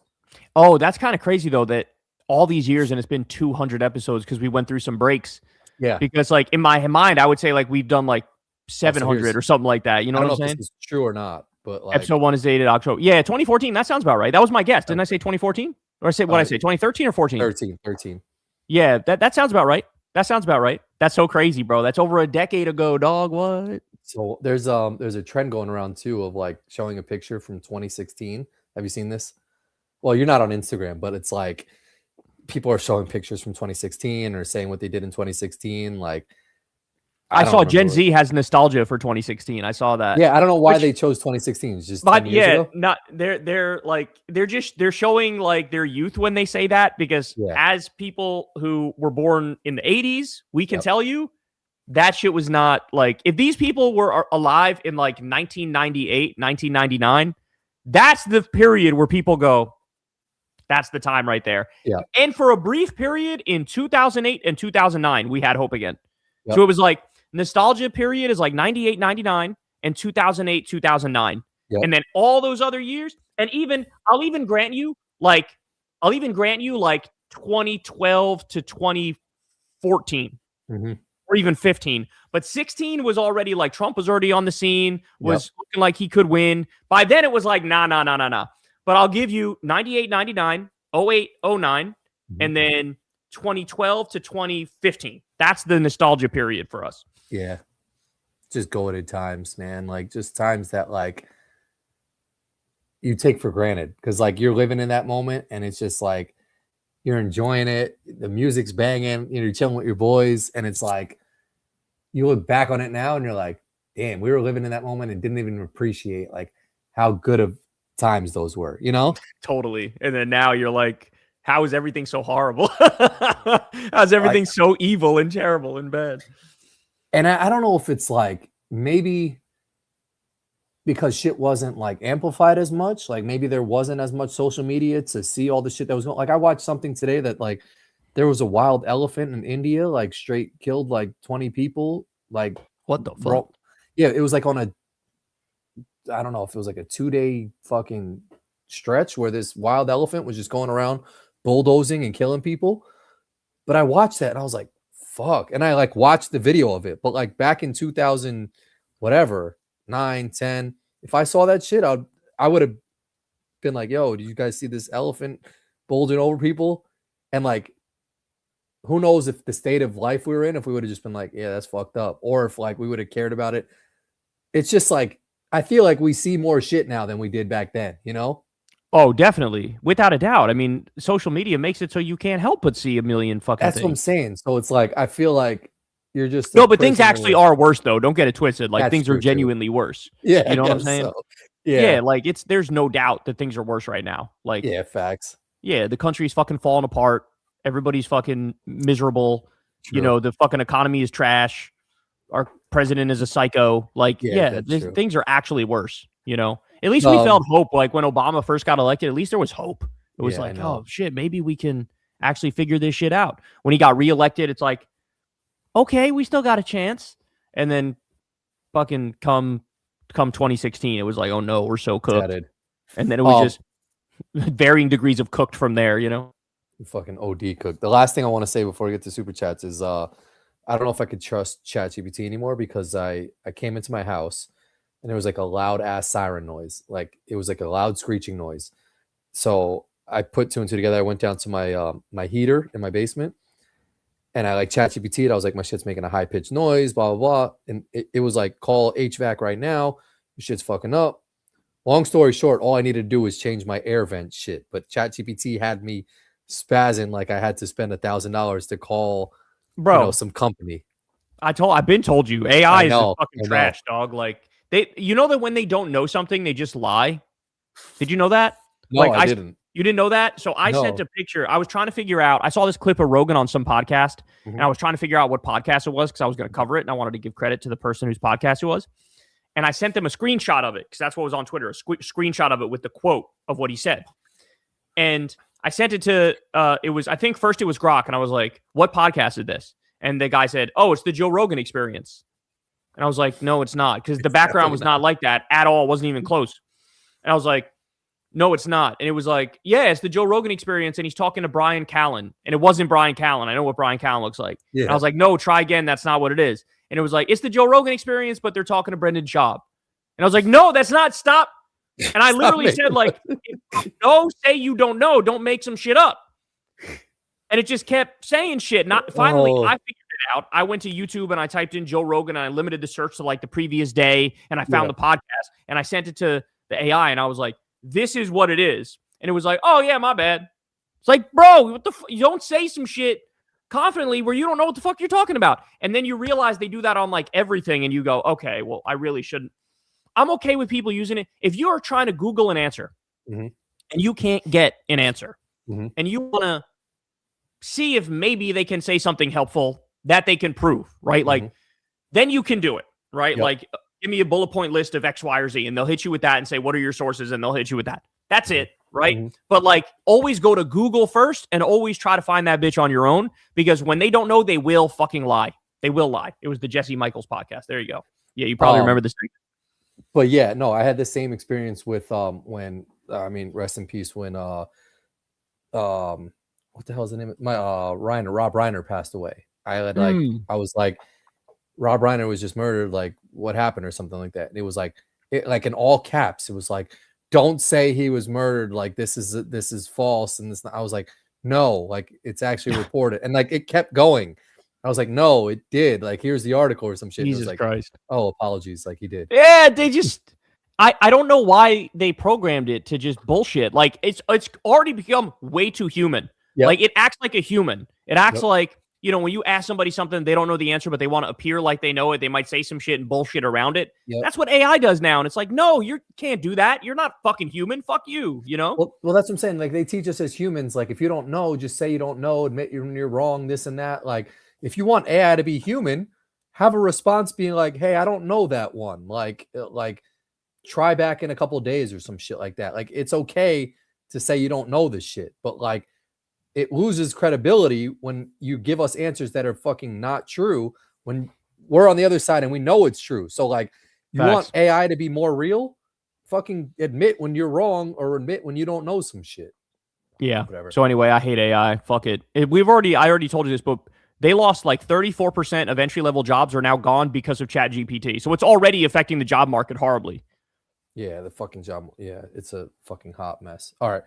We'll get to some super chats. I got to take a piss real quick. Yep. Let's go. I got it. King of the Viltrumites. Thank you for the $5.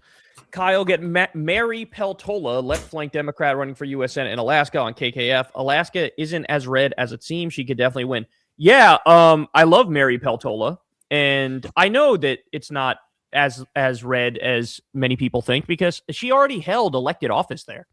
I don't remember what it was. I don't know if it was senator or governor or congressperson or whatever, but she, I know she held elected office there, and I know that she's kind of awesome. So I would love to get Mary Peltola on the show. I think that, I don't know if the Democrats tried to recruit her when they realized like, oh shit, we might have a chance in this electoral climate to actually win Alaska. My guess is they had to really like try to convince her, like, can you please run? We really need a pickup, and like you would be, you know, a pretty decent chance at a pickup. But yeah, I'm happy she agreed. I'm happy she's running. And that could be a huge, huge, huge game changer when it comes to the elections. But I have to say, I'm a little doomer right now on even the prospect of having elections because I see what Trump is doing in Minnesota. I see like what his plan is. He wants to invoke the Insurrection Act, and I think he wants to try to like postpone or cancel the elections. I know that sounds conspiratorial, but like it was also conspiratorial when I said, oh, he's going to invade Venezuela, and he did it, you know? So a lot of things that we thought he'd never do, he's doing. And so I'm worried about the election. Okay. King of Instruments always comes in hot early. Yeah. Shout out to you, bro. $10. Thank you. Prediction 2028 will be the Democrat version of 2016. The most lefty and vengeful Dem will win the nomination and election. There is nothing left but revenge. Me, your Grand Regent Thrag. Yeah, bro. I mean, I agree. I really find it hard to imagine any other scenario. I'd say. I think you're exactly right. Shout out to you, man. Appreciate you. Kyle, if Germany managed to redeem itself after Hitler and Japan redeemed itself after being nuked twice, America can redeem itself after Trump. Televised trials and a second New Deal are the key. I totally agree, man. And I love the way you worded that from your lips to God's ears. I hope you're 100% right because that's what we need. What we need is exactly what you described here. Facts. Thank you again, bro. Shout out to King of Ultramarines because I feel like you turned on us last week, but you're back this week. Big can of whoop ass. Thanks for the $50. Good googly moogly. Very kind of you. We really appreciate that. Kyle looked gangster as shit. Roasted Knowles to his face. You should have smoked a cigar. Knowles is such a know-nothing moron who's using ancient history and fancy words to justify imperial takeovers. That is exactly right. That's exactly right. I couldn't have said it better myself. He's a know-nothing moron who's using ancient history and fancy words to justify imperial takeovers. And yeah, you're right. It didn't occur to me how gangster would it have been if I had a cigar and I lit it up at the end of the panel and just started smoking that bitch. It would have been the fucking cherry on top, man. Like you did it all. It would have just been perfect. Oh, I should have done that. Fucking lit it up. You opened up a big can of whoop ass on him, man. Thank you, bro. Thank you, big can of whoop ass. Very kind, bro. Jacob Stetch, thanks for the $5. Hey, Kyle, you should have Governor Spanberger on KKF. I think she's more progressive than she leads on, and I can see her doing some great stuff for Virginia. You must have seen, Jacob, did you see my retweet? You must be talking about my retweet. She did do some fucking based ass things. In fact, here, I was just inspired. I'm going to pull it up real quick so that you guys can hear what she did. That's the new governor of Virginia? Yeah, she's the governor of Virginia. And she's like a blonde lady? Blonde lady. And the knock on her was that she was unfortunately pretty centrist, right? Mm-hmm. However, now she gets in office, and here's what she's done. She ended police cooperation with ICE. She passed new maps to combat Trump's gerrymandering and eliminated up to 4 Republican House seats. She enshrined LGBTQ rights in the state constitution. She enshrined abortion rights in the state constitution. She protected and expanding voting rights. She fired a Republican appointee to the University of the Virginia Board, reestablished support for diversity and inclusion, accelerated a minimum wage increase, and she's building more housing to lower rent prices. So she kind of like Zoran, she hit the ground running, and she's doing things that are like more progressive than what many people expected. So yeah, shout out to her. If she hit her power level and now she's going in there and she's like, fuck it, I'm doing what I really want to do, based as fuck.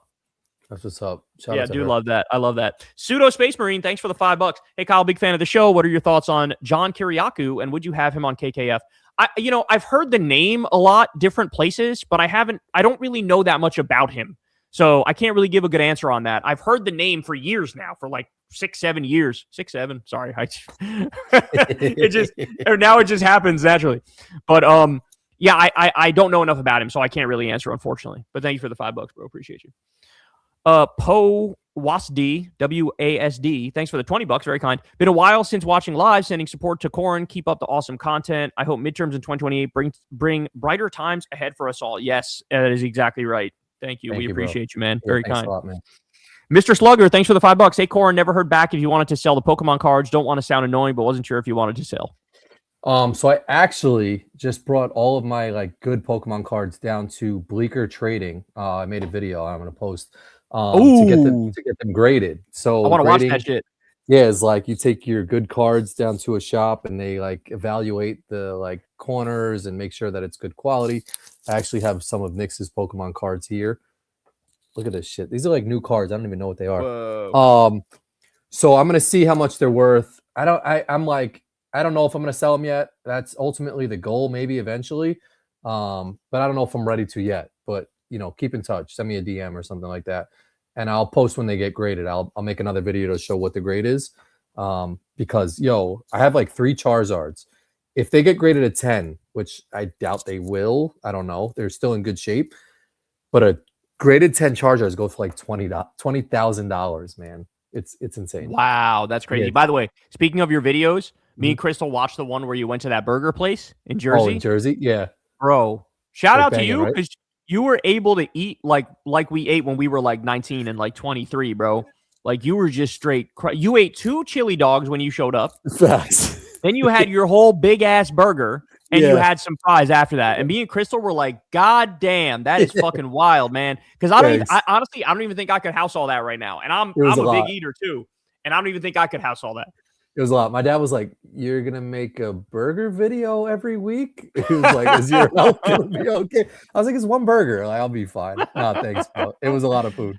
We're gonna get Corin on the heart medicine. Don't worry. Just like I'm on that high cholesterol medicine. He's gonna need it after that fucking meal. I'll tell you that much.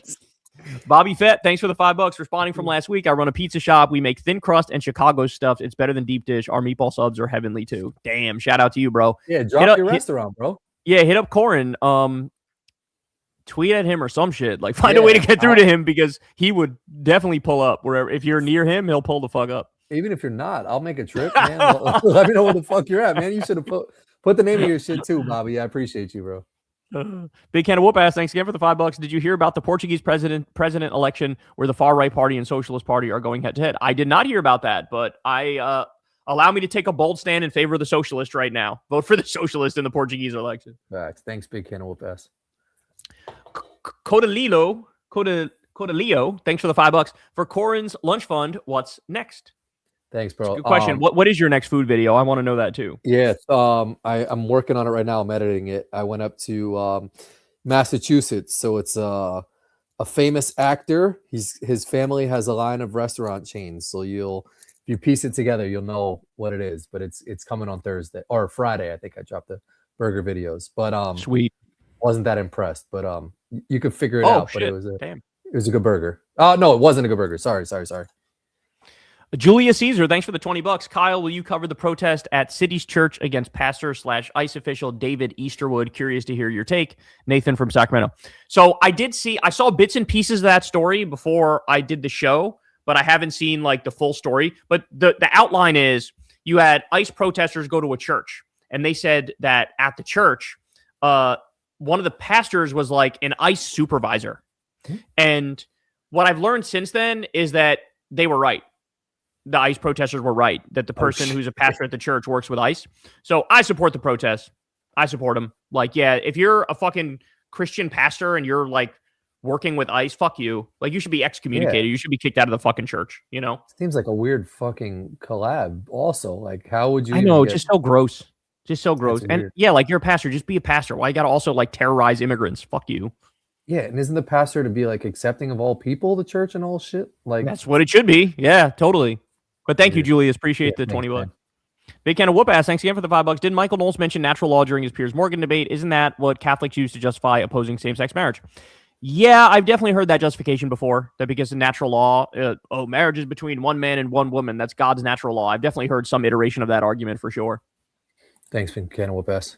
Noah, thanks for the $10. Thanks for the show. Kyle, looking ahead to 2028, would you prefer a leftist a la Bernie 2016, class versus economic populism, or Bernie 2020, more a combination of economic leftism and identitarianism?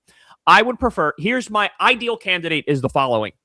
Marrying the idea of resistance, liberalism, and Trump hatred, and like, fuck that guy and everything he does, marry that sort of energy with the Bernie platform of Medicare for all, free college, living wage, ending the wars, Green New Deal, wipe out the medical debt, wipe out, like, all that stuff. So, like, you need all the fucking social democratic policies that'll change people's lives for the better, mixed with hyper partisanship that's like, fuck these motherfuckers and the horses they rode in on. We're building our own shit over here. Come here if you want to be down with us, but if not, go fuck yourself. So that's the energy that I want. So I guess it's closer to the second option, but I just wouldn't call it identitarianism. I would call it like, not giving an inch on social issues or economic issues. So that means, yes, defending our trans brothers and sisters, defending our immigrant brothers and sisters. Like, we are not leaving anybody, hanging anybody out to dry in this fascist climate. These fascists are fucking psychopaths, and we need to protect our own, and that's what we're going to do. So that would be my ideal answer. Thank you for the $10, though, bro. Appreciate it. Thanks, no. Setlist, thanks for the $10. Just got some Ralph's Club New York bases on your recommendation. Macy's had leftover gift sets and got one. Great stuff. I alternate between it and Blue de Chanel. Thoughts on Valentino Uomo, born in Roma, I think I'm supposed to say. So, by the way, phenomenal taste you have there. So Ralph's Club New York is great. Blue de Chanel is great. I need to get one of those. I haven't gotten any of there's 3 of them, or 4 of them actually. The Blue de Chanel Eau de Toilette, Blue de Chanel Eau de Parfum, Blue de Chanel Parfum, and then Blue de Chanel like L'Exclusif or something like that. I want to get one of them, but I haven't yet. But I like your taste. I smelled Valentino Uomo Born in Rome before one time, and it didn't catch me right off the bat. Now, to be fair, it was like fragrance number 10 in the midst of smelling like 30 of them, and like my nose was probably already cooked. So like, I haven't given it like a fair hearing. But as of right now, it didn't make the cut yet to be part of my collection, but I'll have to try it out again. But I'm glad that you like Ralph's Club New York. I'm telling you, bro. I'm only giving people the safest of safe things when I give them fragrance advice. I wouldn't do anything you might hate. I'm giving you something everybody loves, Thanks, Setlist. Fart Twain, shout out to you, man. Thanks for the $5. Ben Shapiro supporting masked men going door to door asking for papers after seeing the anti-Semitism in his own comment section is wild. Darwin Award. That is a great fucking point, man. That is a great point. Because imagine a President Nick Fuentes with those same stormtroopers. Yeah, he would be fucking deporting Ben Shapiro.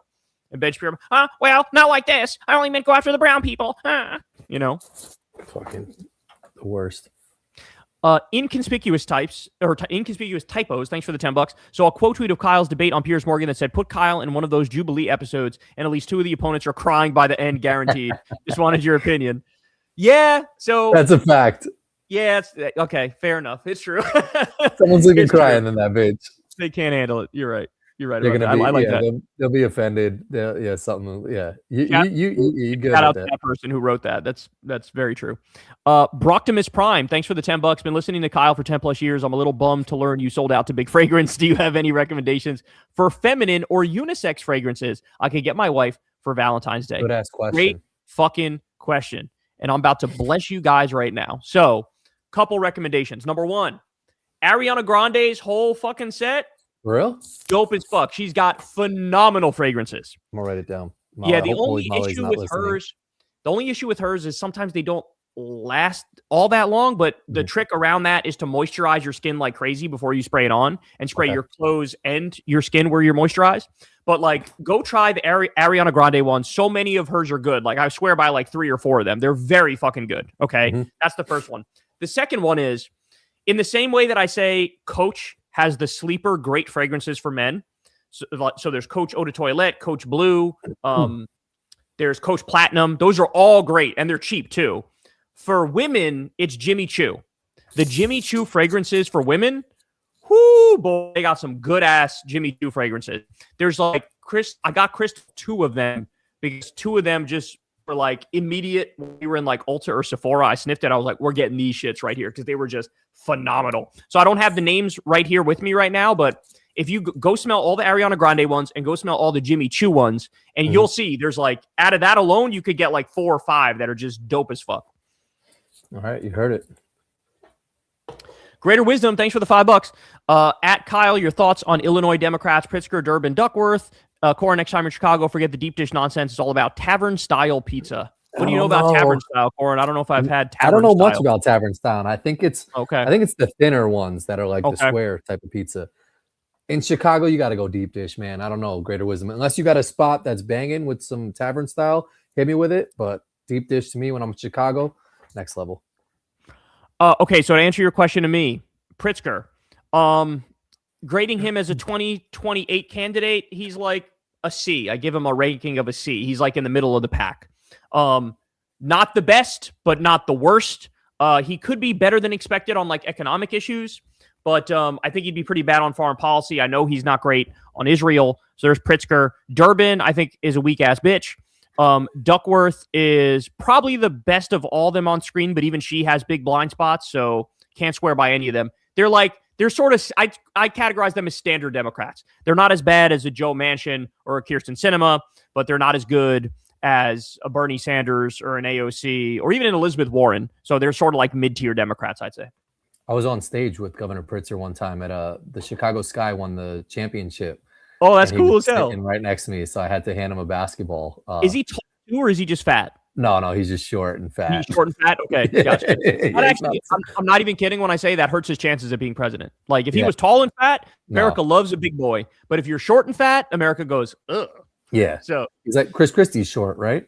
I think he's kind of short, yeah. Yeah, I feel like he's like a Chris Christie type, like same, like just maybe 5'11" type of shit, like not tall at all. Yeah, but if you're tall and fat, oh my God, they'll just hand you the White House. You're good, bro. Yeah, tall people get anything. John Canada, thanks for the $5. Do you think Stephen Miller will go down in history as playing the same shadow president role for Trump that Dick Cheney played for George O.W. Bushland? Yes. The short answer is yes.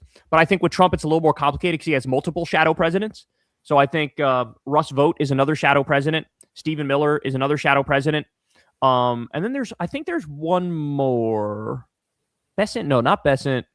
Not Lutnick. What about like Rubio right now or something like that? Yes, that's right. Rubio on foreign policy also is a shadow president. So those are the 3 shadow presidents. And for a while, Elon Musk was one of the shadow presidents too, with all he was doing to cut all the government programs illegally. So Trump, he largely doesn't give a shit. And so he delegates to them and lets them just run wild. And Stephen Miller is probably the most psychopathic of all them, and he's got the most power. But every now and then, Trump will care about an issue, and then he'll insert himself and he'll act as the president. But yes, generally speaking, you're correct. Just with Bush and Cheney was a little different because Cheney was the only shadow president, whereas Trump has multiple shadow presidents. Thanks. Guitar Pro, thanks for the $10. Bro, this shit going on with Greenland is insane. It's almost impossible to feel good about the world these days. Like, I actually feel embarrassed to be American. I can't wait to wake up to that news. We all can't wait to wake up to that news.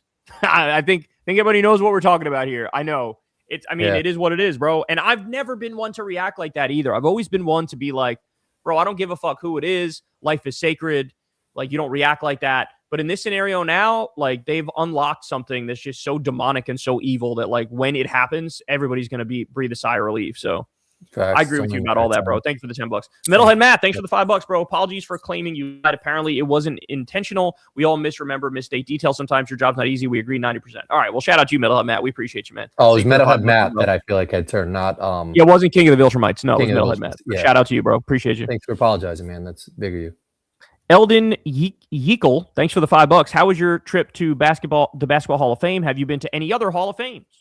It was awesome. I enjoyed myself. I didn't get to go to that wing spot. I did see the place you recommended, so thanks for doing that. I was also surprised. I've been there before, but the Basketball Hall of Fame is very small. There's literally 3 floors. The top floor is literally just like wingspan. They have different players that you check their height with. The middle floor is kind of the girth of the Basketball Hall of Fame. They need more interactive stuff. I feel like now we're in a time where like people want to be dribbling or shooting or doing stuff. They don't have a lot of that. I haven't been to Cooperstown, but I've been to the NFL Hall of Fame in Canton, Ohio. And I actually got like a private tour. We went down into the vault and they showed us a lot of cool things. Oh, hell yeah. Yeah, it was super cool. But the Basketball Hall of Fame is cool. You see some cool stuff, but I feel like a lot of those places they're like old and outdated. Like I want some new cool shit to see. Like there weren't trophies, there weren't rings. So it was like kind of mixed actually. But appreciate you, Eldon. Me and Crystal actually went to the Golf Hall of Fame recently, and that was pretty fucking cool, at least for me. Where's that at? I'm a nerd. Pinehurst, North Carolina. Oh, they have it in North Carolina. They have so for a while they had it in Jacksonville, Florida. Yeah, I feel like at the same place where they play the Players Championship. Mm-hmm. But they moved it it was actually like in Pinehurst, then it went to Jacksonville. Now it's back at Pinehurst. Gotcha. And so I was able to see like Tiger Woods' driver from when he won all the majors in 2000. Yeah, there was some cool shit. For me, a golf nerd like me, I really fucked with it. I really enjoyed it. I feel like you'd like the NBA Hall of Fame. They have a whole Kobe for section. Sure. Like they my God. Once he passed away, they put a whole like shrine to him, and they got sneakers, his jerseys. That was really cool. And they have a TNT desk, and you can sit there, and they put you in a segment with Charles, Shaq, and let's Ernie. go. So I have a whole segment. I would love it. Where was it, by the way? Where was the NBA? Springfield, Massachusetts. So it's not far from like 2 hours away. Oh wow, nice. Yeah, that's really so cool. Yeah, I fuck with that. That's awesome. Big Can of Whoop ass. Thanks for the $5. What do you think of my state's big beefy boy, Governor Pritzker? Yeah, I actually just talked about him. He's like a middle of the road Democrat, I'd say. Not the best, not the worst. Has good spots, has bad spots.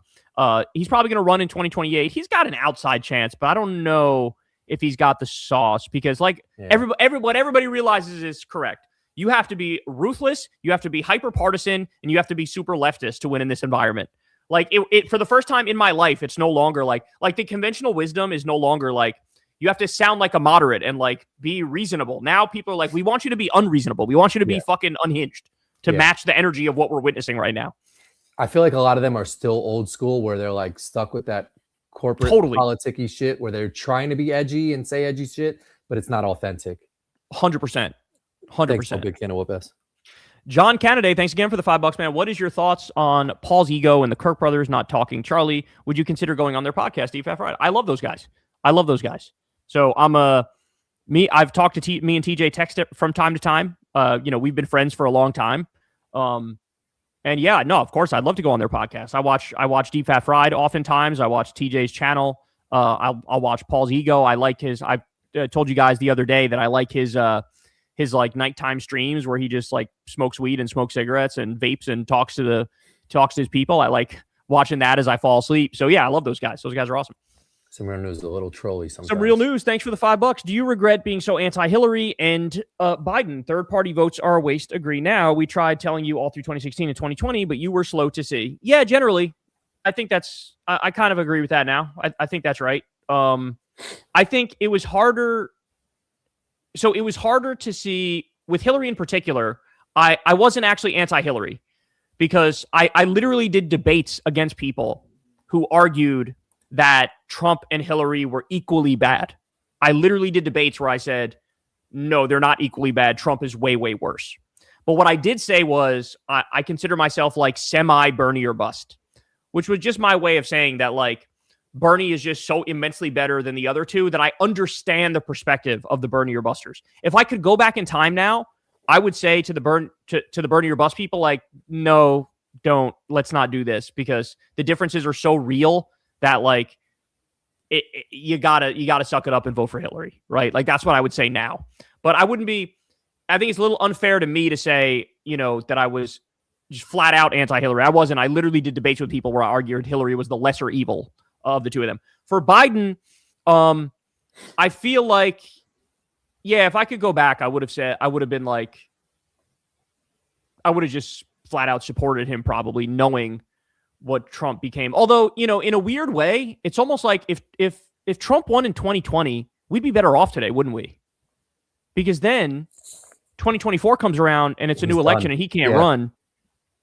And he's not I feel like between 2020 and 2024, he radicalized himself even more, where he like became more crazy, became more convinced the election was stolen from him, and like came back in office in 2024 looking for like revenge, So like in a weird way, it's almost like we would have been better off if Biden never was in there, which I don't know. It sounds kind of crazy because then again, like he created 775,000 manufacturing jobs and he passed like some decent things economically. He was horrible on the genocide, but like there were some things domestically he did that were good.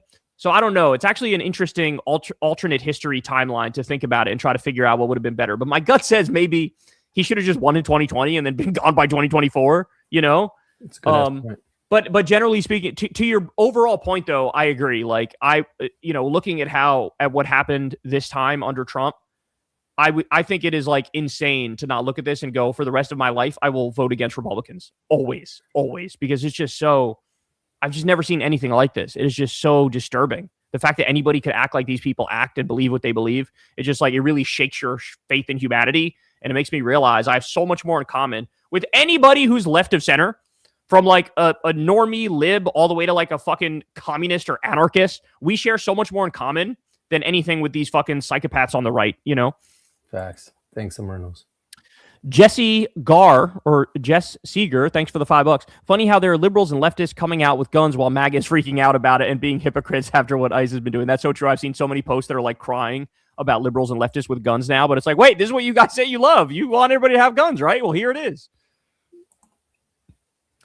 SC True, thanks for the $10. I doubt Trump thinks the U.S. is untouchable regarding tariffs. Crashing the economy is the plan, in my opinion, like the urban gentrification austerity cycle, but on a national scale. U.S. will be dirt cheap after this, and then the billionaires could buy it up. That's exactly right. That's certainly a possibility, man, that he knows it's going to crash the dollar, that he knows it's going to lead to a depression, but also it allows him and his billionaire buddies to like buy up everything on the cheap. That's certainly possible, and we're all like slave peasants to the billionaires. It's all possible, man. That's a terrifying reality, but I think you're onto something. Michael, thanks for the $5. Big fan of the show. What are your thoughts on Le Labo and Diptyque? Also, would you recommend Neroli Portofino, Tom Ford for a summer fragrance? Fragrances. So, the only thing I have an answer for is the last part, because I don't have thoughts on Le Labo or the other one that you mentioned there because I'm not familiar with them. Mm-hmm. But I do have an answer for your last one, the Tom Ford one.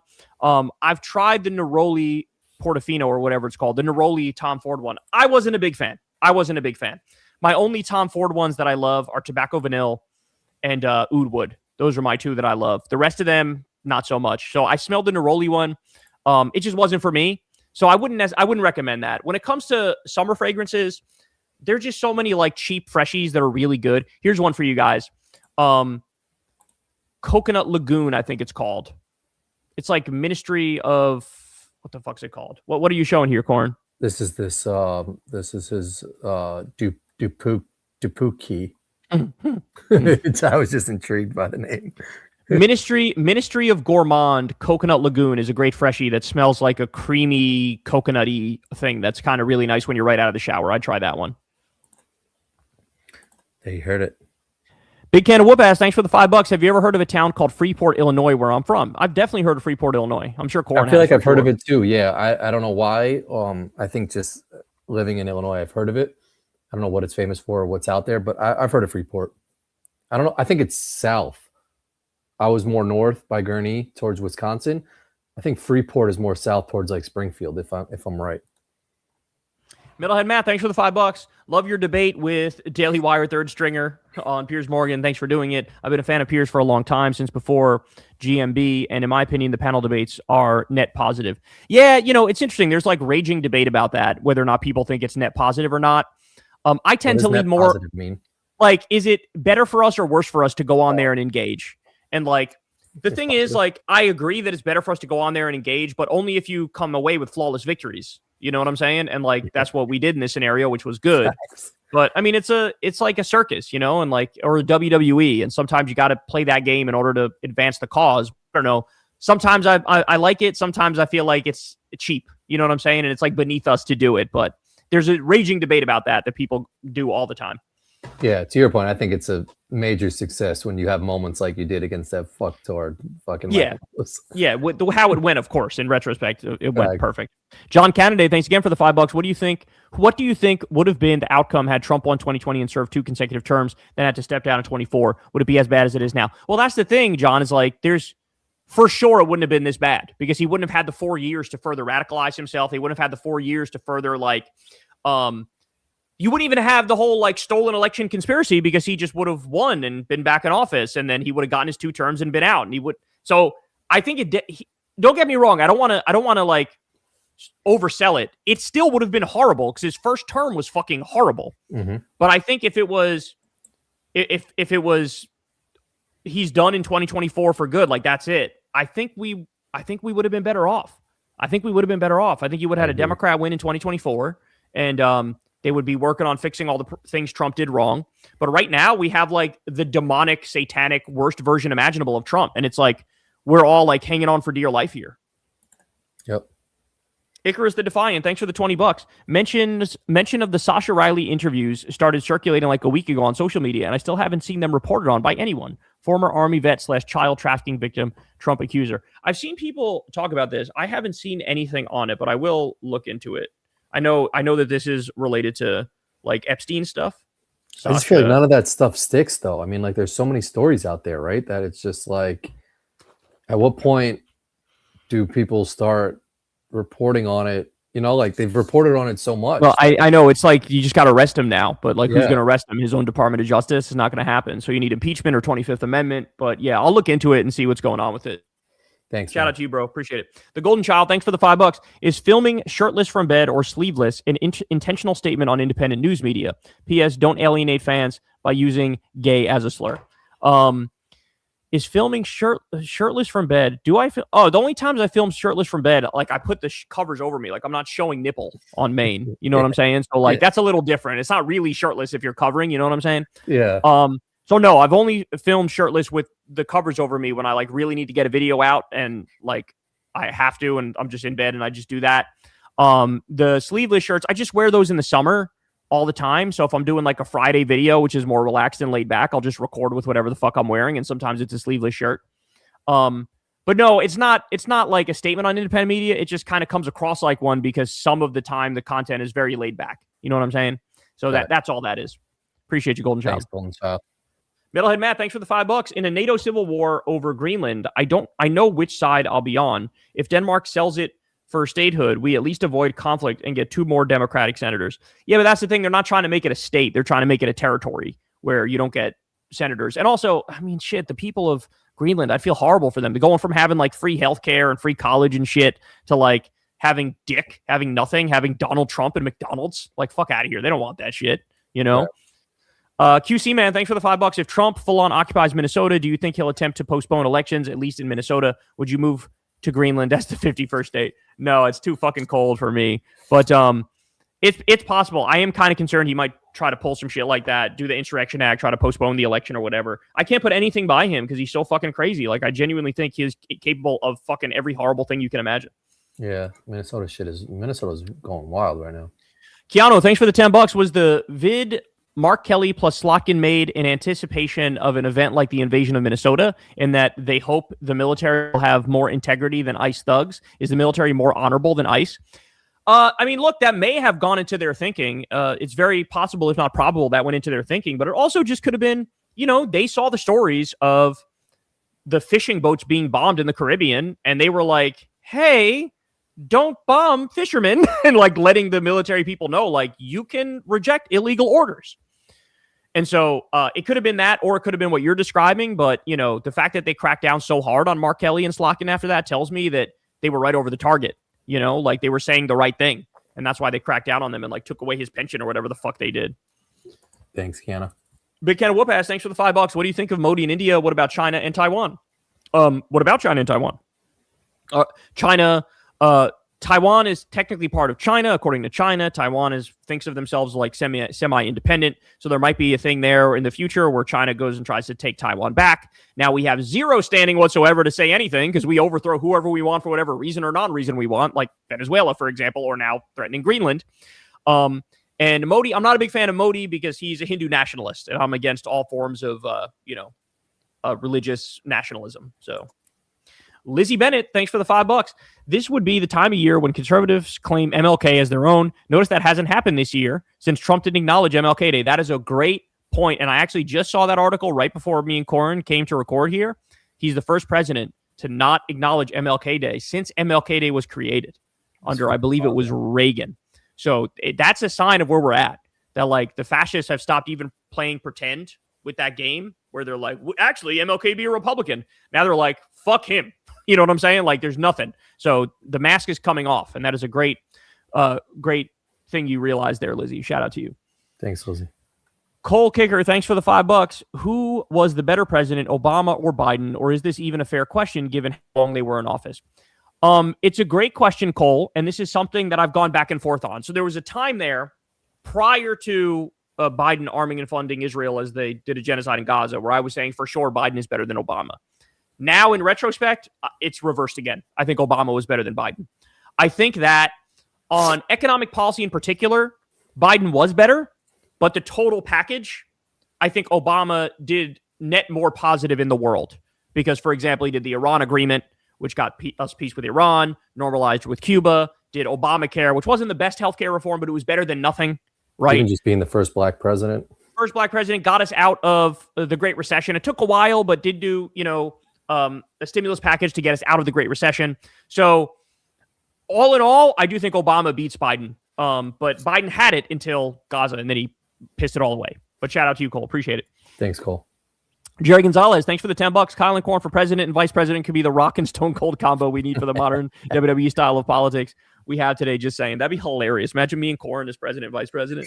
Did you see? I didn't watch it with sound, but apparently, like JD Vance's his Secret Service, like went on a date with some girl and was like exposing all of the details of like what he did as a Secret Service person. Ooh, I did not see that, but that's fucking hilarious. All the comments are like, bro, the name of your title is Secret Service. Stop saying all the secrets. Like, bro, those guys don't give a fuck. There's been so many scandals with them, like doing drugs and shit. Yes. It was so bad. Guys, like they are the not so secret service. Not so secret at all. Thanks, shout out to you, Jerry. Appreciate you. Wes Nelson, thanks for the $5. Why do so many people give Dave Smith so much praise? The only topic he's good on is Gaza. He's another meat riding Rogan/Trump simp. I mean, you're exactly right. You're exactly right. I think the landscape on the right is so dire that anybody who's a libertarian and manages to be right, like even 20% of the time, people are like, oh my God, thankfully, fucking somebody right of center is not a total psychopath. I really think that's where it comes from. It really is like the bigotry of low expectations. But yes, to your point, he does that thing. He always goes back to Trump, back to Trump, back to Trump. He'll be like, he should be impeached. And then like 2 weeks later, he's like, well, he's got a point on this thing or that thing. And Rogan too. I mean, he's just part of that Rogan sphere. So he's always going to meet Rye Rogan as well. But yeah, I agree with you. You're exactly right. Thank you for the $5, bro. Hodgepodge of junk. Thanks for the $20. Very kind. Very little people know what Palantir is. This is mad concerning. Scared of what the administration that precedes Trump, I think it means succeeds Trump, will look like, considering Palantir has bought both parties, in my opinion, more dangerous than Trump. Thoughts? Well, yeah, I mean, you want to talk about like the shadow government. The deep state is one part of that, which people often point out, like at the intelligence agencies that are always there. But perhaps the even worse shadow government, which is more powerful, is the billionaires and the corporations, the people with all the money and all the actual power. And that's where Peter Thiel comes from, and that's what Palantir is. And they're literally creating a blackmail database on all of us. So yeah, we're in that bad sci-fi movie where like the bad guys have consolidated power and they're probably like the head of the snake. So you're right about that. Shout out to you. Man. GC in control. Thanks for the $10. Is there a lefty presidential ticket odd couple you could see winning, like Newsom Bernie? Who is a realistic pair to win? Who would you pair with Jon Stewart to win? Would you join a presidential administration if asked? The only thing I would do, if I really like the person who wins and they want me to be White House press secretary, I would do that. That's the only thing I would do. White House press secretary. Because you get to slap down the media every single fucking day, and I'd be amazing at that. So that's the only thing I would accept. Unless, of course, you're talking like VP or something, which I don't know why anybody would pick me. That'd be psychotic, right? But who would be a good pair with Jon Stewart? Jon Stewart AOC? That'd be good. I like that. Yeah. Jon Stewart Ro Khanna? That'd be good. Jon Stewart Pocan? Like, there's a bunch of people who I kind of like who are, left-leaning Congress people. But yeah, outside of that, no, I don't think there's any like odd. I see what you're saying on the odd couple thing, but I think we're in an era where we're not going to need that. We're gonna have like people who generally represent us across the board. Like we might be lucky enough to get that. You know what I'm saying? But we'll see. Shout out to you. Thanks. Be Grackled. Thanks for the $5. Sorry to butt in. Idea. I'm trying to signal boost. What if there were an act of Congress removing the president's ability to issue pardons? I'm not sure. Let me look up. Is the ability to pardon in the U.S. take away that from the president? Yes. Oh. The power of the U.S. president to pardon convicted criminals is enshrined in the Constitution. So no, you would need a constitutional amendment to get rid of the pardon ability. You can't just do it through an act of Congress, because the Constitution is the supreme law of the land, and that overrides whatever law is passed. So you need to actually get to the root and do a constitutional amendment, which is much harder. So it's a very difficult thing to do. But I mean, I see why it's a problem, though, because Trump is abusing the fuck out of this. So yeah, I mean, just the fact that he's doing the pay-to-play pardons, though, that should be enough to impeach him. You know, like that's a high crime and a misdemeanor. He's being bribed to free like fraudsters and criminals. That's unacceptable. You know, so like they should impeach him. But it's not as easy to just get rid of the pardon power. You see what I'm saying? Thank you. Be crackled.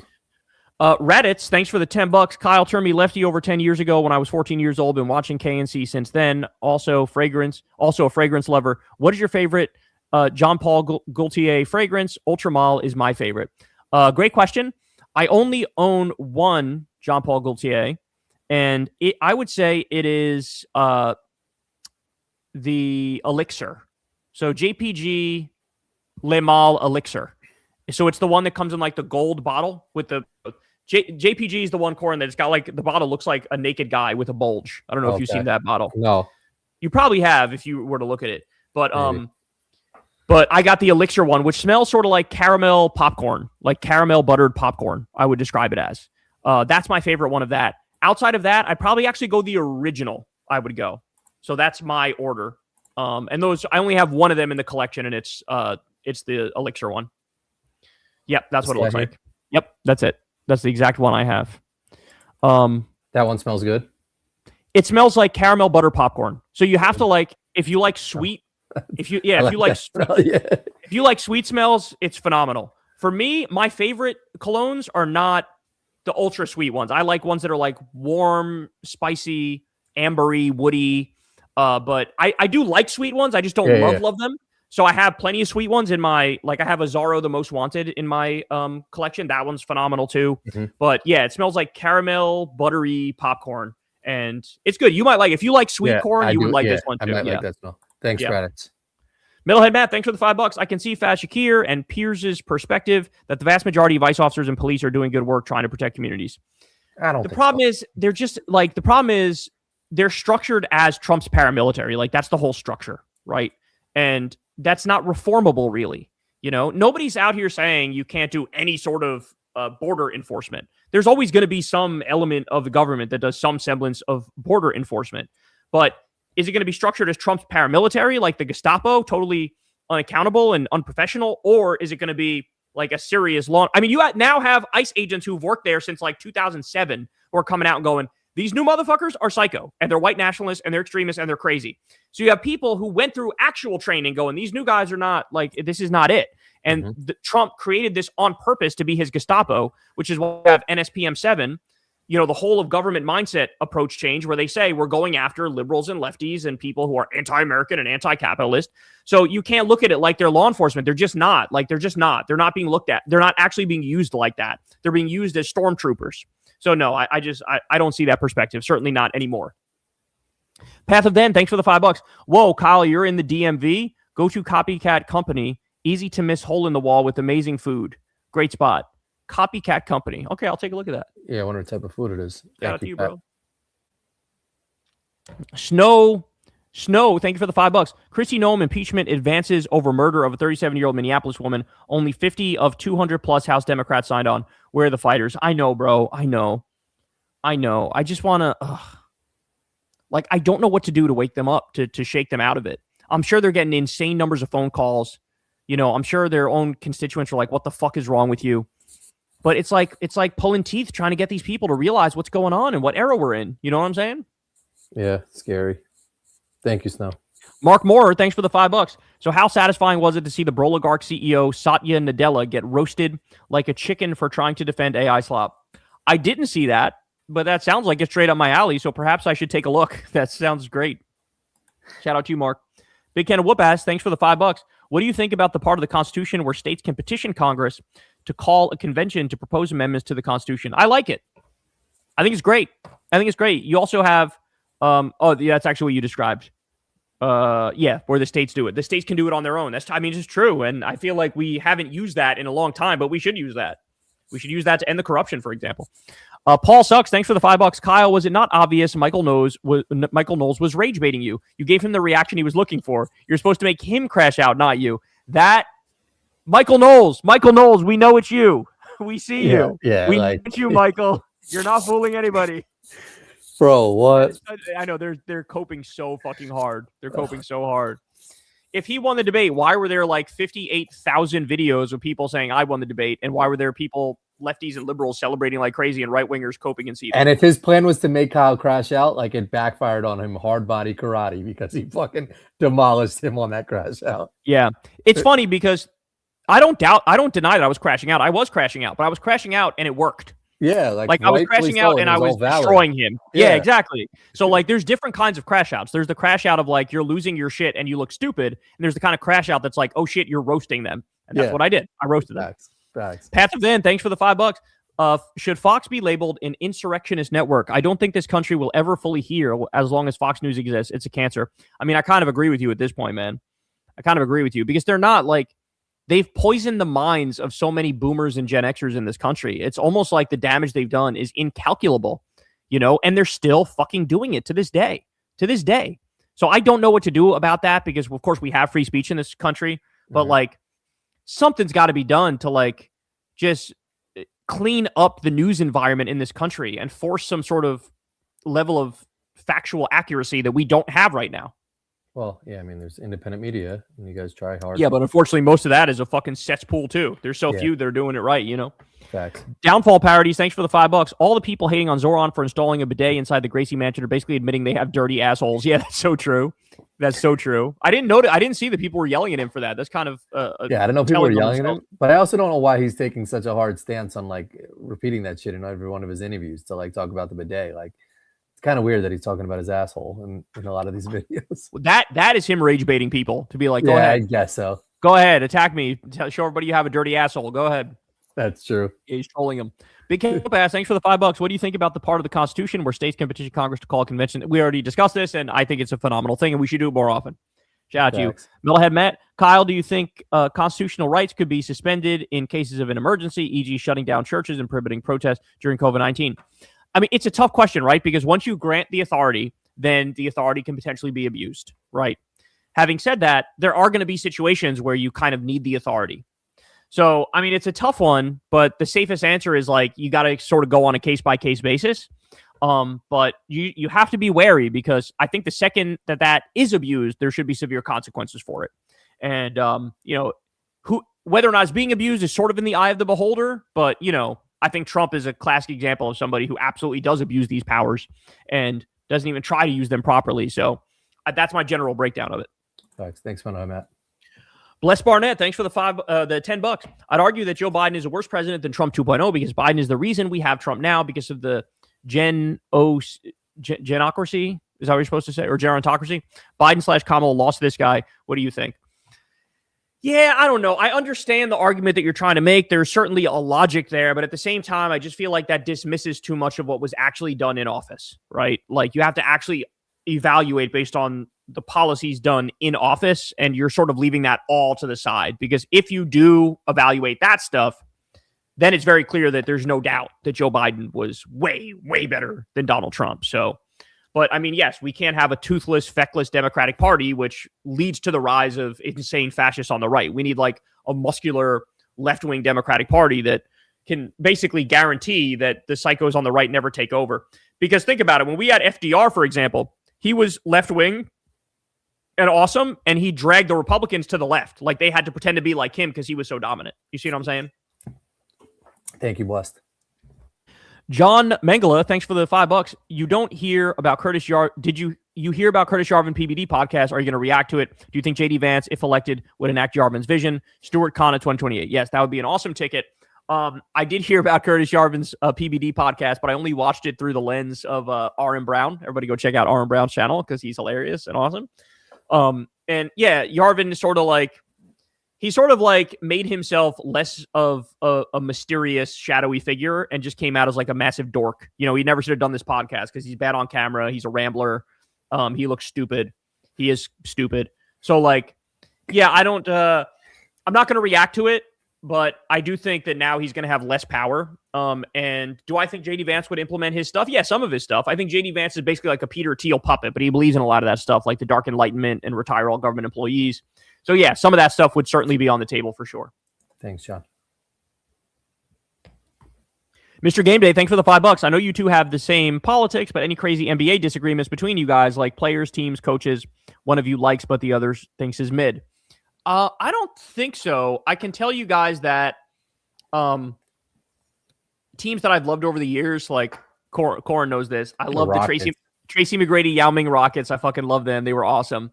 The other one I loved was the Nuggets at the same time, like Allen Iverson, Carmelo Anthony, Kenyon Martin, J.R. Smith, Kenyon Martin, Marcus Camby. Birdman was on that Birdman was on that team. Yeah. And then even the year after that, when Allen Iverson was away, you had Chauncey Billups take his place. And even that team I fucking loved.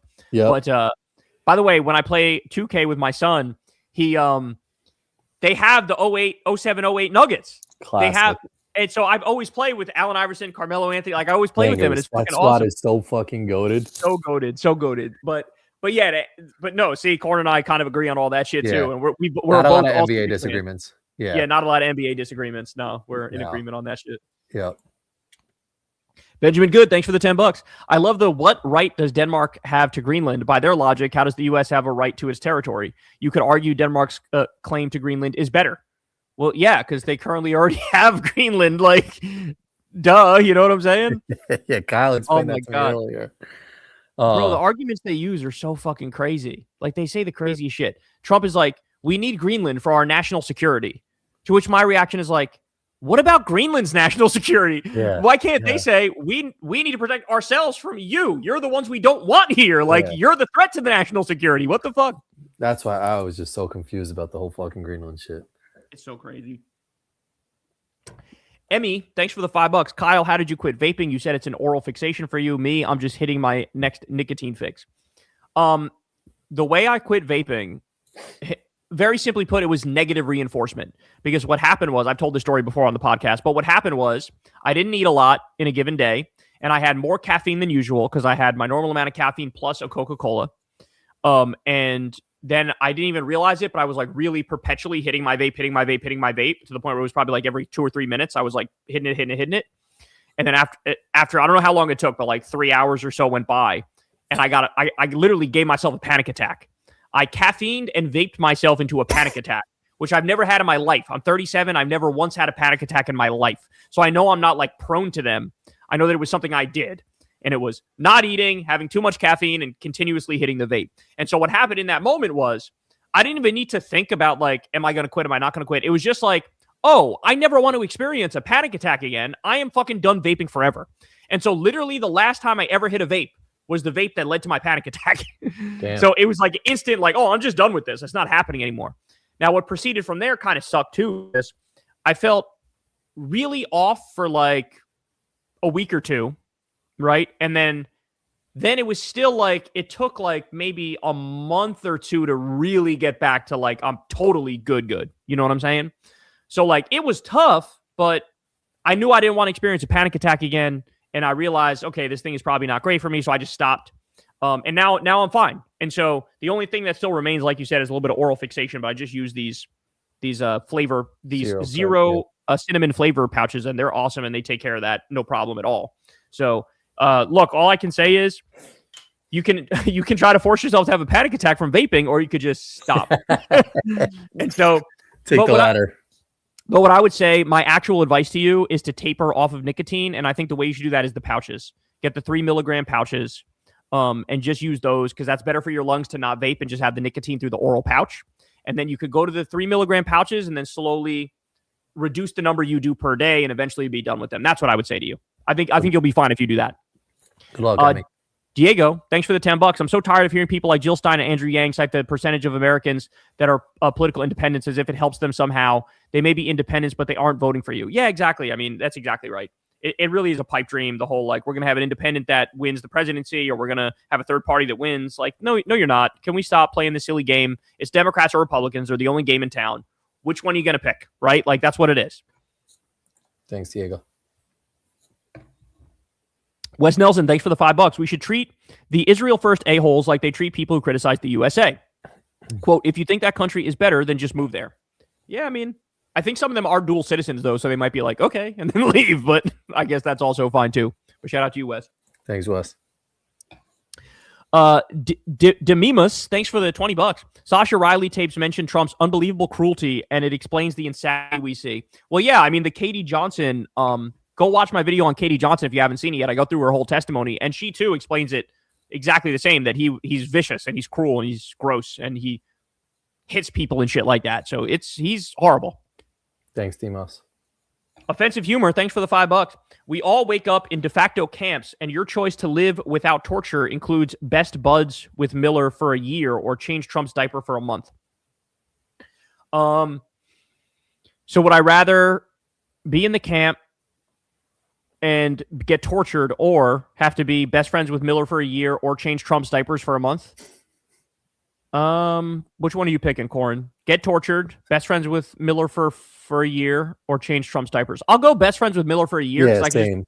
I just pretend to be his best friend, but not, right. You know what I'm saying? Yeah. So yeah, I'm going to go with that for sure. I'm not getting tortured. I'm not changing Trump's diapers. Yeah, changing up diapers. Thanks for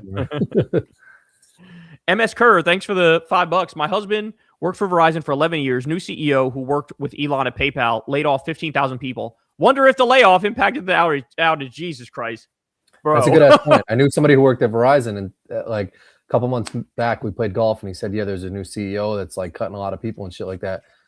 They know all the inner workings. So all it takes is one person to fucking hack that shit or cut some shit off. Isn't it crazy how there's always some billionaire behind every fucking problem? Yeah. There's always some billionaire asshole who like fired 1 trillion people and led to some giant problem. It's never like it's always like some billionaires profiting off of this shit, you know?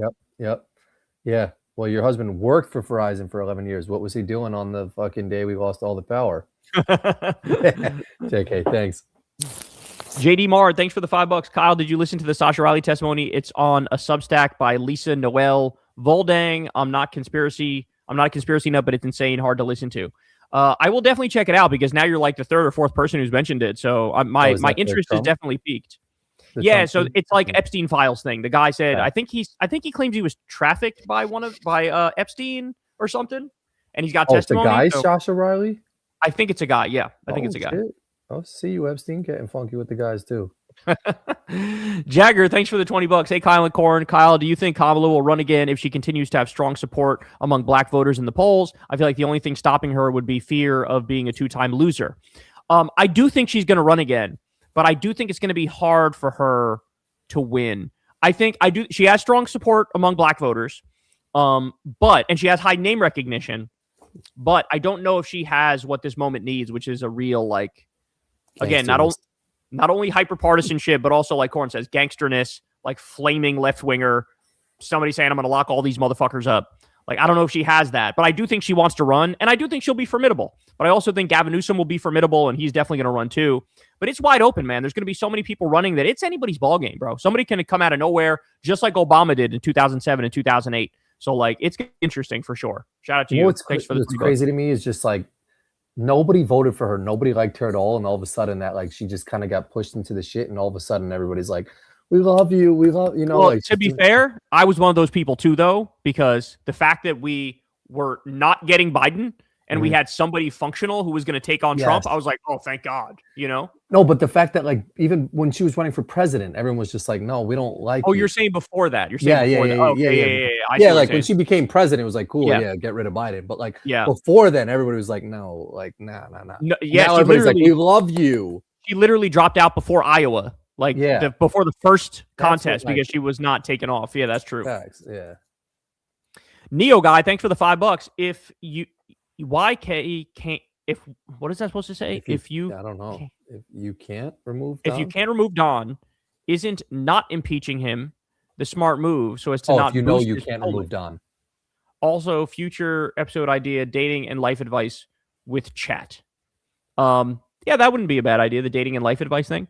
No, I think that you have to try. That's the thing. Like, you have to try. The thing with the Democrats is they're so defeatist and like they don't try anything or believe in anything.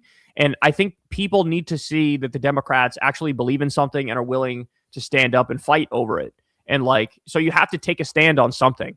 And I think that shit, he might literally invade Greenland and steal Greenland. And we're seriously debating, like, I don't know if it's politically feasible to impeach him. Like, can you fucking try something? Like, for the love of God, this is so crazy. Yeah, facts. Thank you, Neil. Check you later. Thanks for the $5. Hey, Kyle, I'm picking up bulk amount of Ritter Sport chocolate in preparation for the EU embargo. My father owns 2 restaurants, which may be in trouble. Oh, shit. That's crazy, bro. Sorry to hear that. That's some wild shit. That, now we have to worry about fucking embargoes and tariffs and all sorts of crazy shit. That sucks, man. Diego, thanks for the $5. Your Piers Morgan appearance showed that right-wing libertarians like Dave Smith are not allies. Dude has a nuanced take if leftists get mowed down. That's exactly the point I made on my show, too. I was like, on that issue, he was like, 50% with me? He did this, like, split the difference thing on the woman that got shot in the face. Like, yeah, I see nuance in the jackbooted thugs who are raining hell on innocent people. Like, dude, you're the libertarian. You're supposed to be the one who's more pissed off about this than I am as the leftist, and you're nowhere to be found. So you're right about that, Diego. Fox, thanks for the $5. Kyle, thank you for your work these days. In the political world, you got me into fragrances a couple of weeks ago. The Coach Platinum and Blue are great. Hell yeah, brother. I'm telling you, man. I love that you guys are using these pieces of advice because I'm giving you some gems, bro. I'm letting you know the OD, like, amazing ones that it's really hard to disagree with. Them smelling amazing. So shout out to you, bro. Yeah, thanks, Fox. RM Punk, thanks for the $10. Kyle, I know you don't like the format and it doesn't always work with your schedule. Showtime, but you got to do more Piers Morgan appearances because you crush it in these debates. Well, thank you, RM Punk. I appreciate that, man. And I'm trying, bro. I mean, the thing about the Venezuela one was it was so up my alley that I was like, I can't not do this. I just know more than any of the other people on the panel. I'm going to hammer them with the right talking points. Like, they have no chance. And so it was just like, it was a no-brainer. But yeah, there's some other topics too that for sure I would jump in because I just know I'd beat them. Do they reach out to you often, or like how does it work? Just every all the time? Oh, really? All the time. His producer has my number and they text me. Gotcha. And they'll say, like, can you join this time or that time? The problem is I normally record my show at the same time they record their show. Mm-hmm. So it's a real, like, wrench in the middle of my day to do that. Yeah. But this day, for whatever reason, it actually wasn't on at the same time as my show. And so I was like, okay, I could do that. And it was a topic that I loved. So, cool. But yeah, if I get another one of those wheelhouse topics where it's like, I know I'm going to crush it, I'll be in on that shit. Facts. Stafford, thanks for the $10. I know you're getting a lot of requests, but I see if you wanted to have Amar Kampa Najjar on KKF. He was a Justice Democrat running for Congress again in a much bluer district against Darrell Issa. Oh, is Darrell Issa? Is that guy still running for shit? Yeah, I remember this guy, by the way. I remember this guy because wasn't he one of the original Justice Democrats? Amar Kampa Najjar? He definitely is. That would be a throwback if he was. Anyway, all right, I got him written down here. I got him written down, but shout out to you. Diabs, thanks for the $5. Hey, Kyle, you cuck. Call me a fed again for calling out your Americunt exceptionalism in your support for the war criminal Grand Platinum. Approve. All right, he's going to continue to berate me. To everyone that you're a hypocrite, I bet you'll cheer him on when he's warmongering against China. Post-Trump, you're just garbage and the quintessential Americunt. Corin, you're a G for letting us confront Kyle on your channel since he's too scared to allow it anywhere else. Bro, he's doing it here, man. So take it back. Fuck these people, man. I can literally read it and react to it in real time, and somehow that's still not good enough. Piss off, dude. You have my permission to ban that person, whoever's moderating right now. Setless Travel, thanks for the $5. I second the dating and life advice to chat idea. I feel like you could all be a great antidote to the red pill, MGTOW, and other manosphere bullshit. Yeah, I mean, look, we've always been here. You know what I'm saying? We've always been here. It's just a matter of people want to listen or not. But life advice and dating shit, I mean, we kind of already do that on the show when we're not talking about food and shit like that. Facts.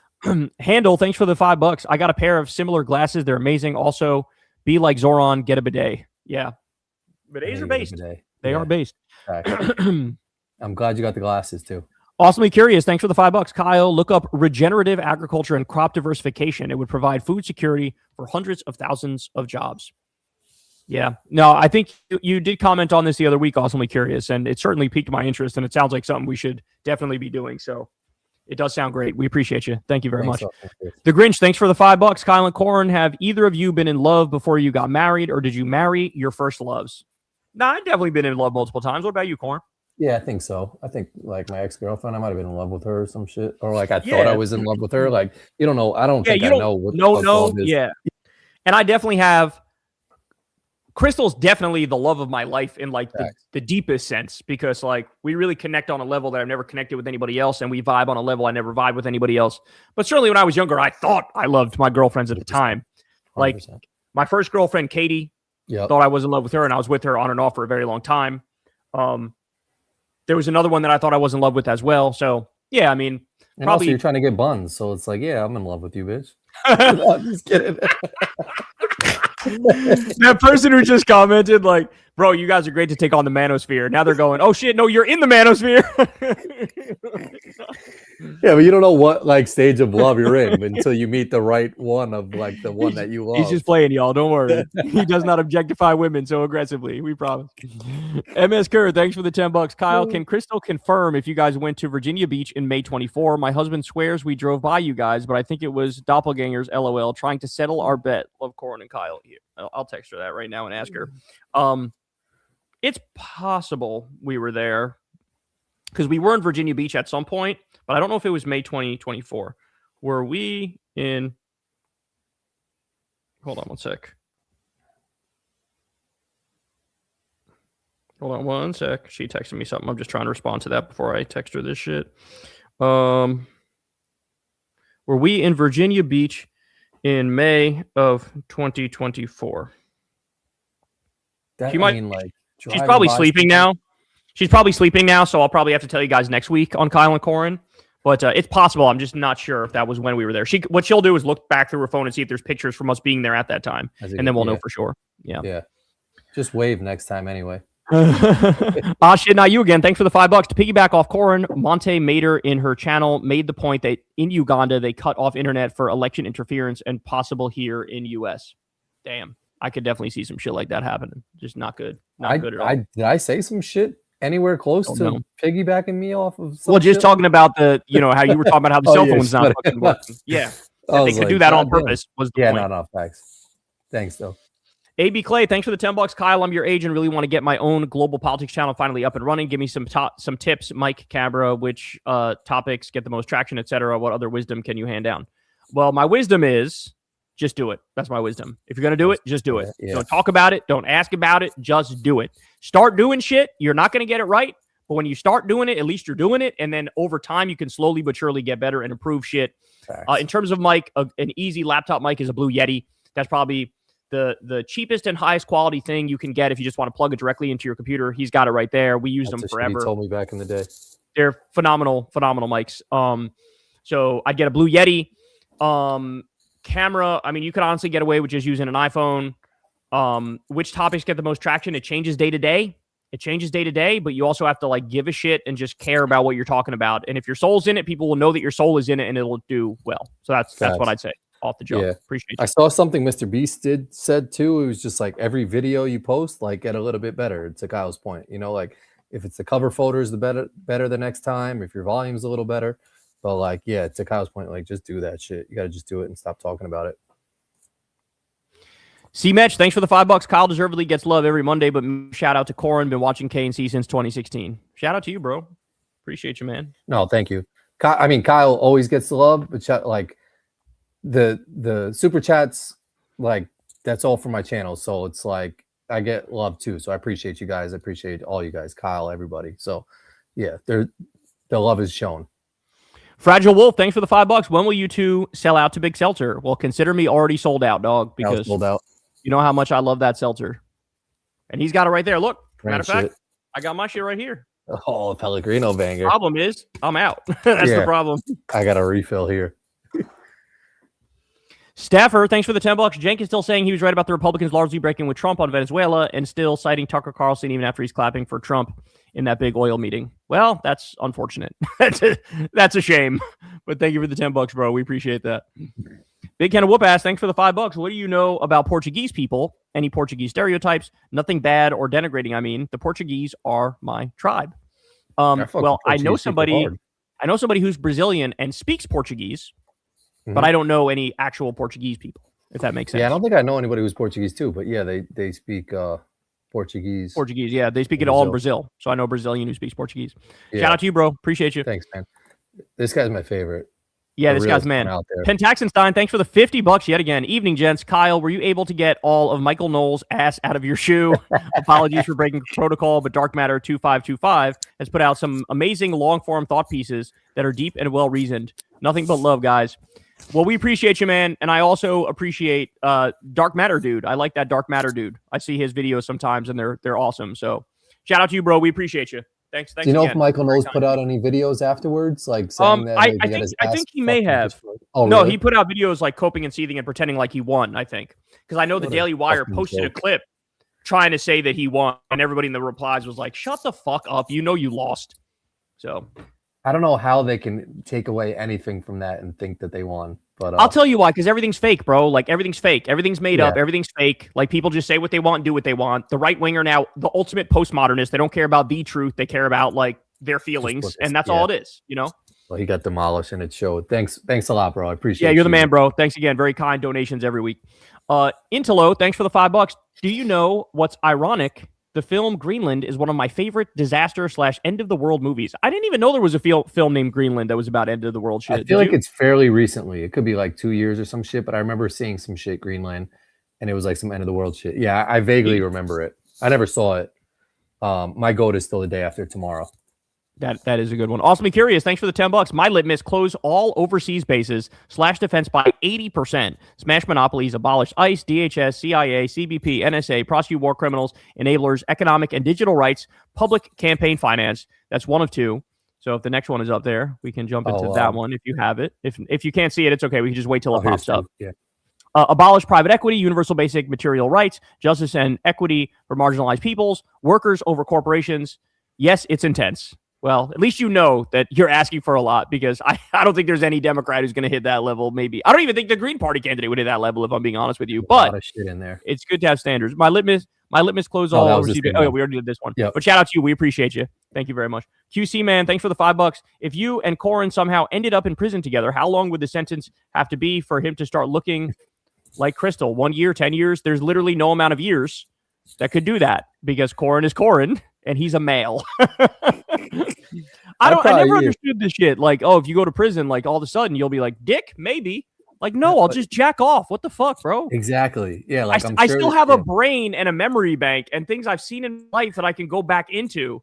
Yeah. Like, to just like, oh, I guess I'll fuck Dave. Like, no, I'm not gonna fuck Dave. I don't want to fuck Dave. You know. You still have access to magazines, videos. I'm sure there's a female like staffer. Yeah, you can just kind of like get your shit off too.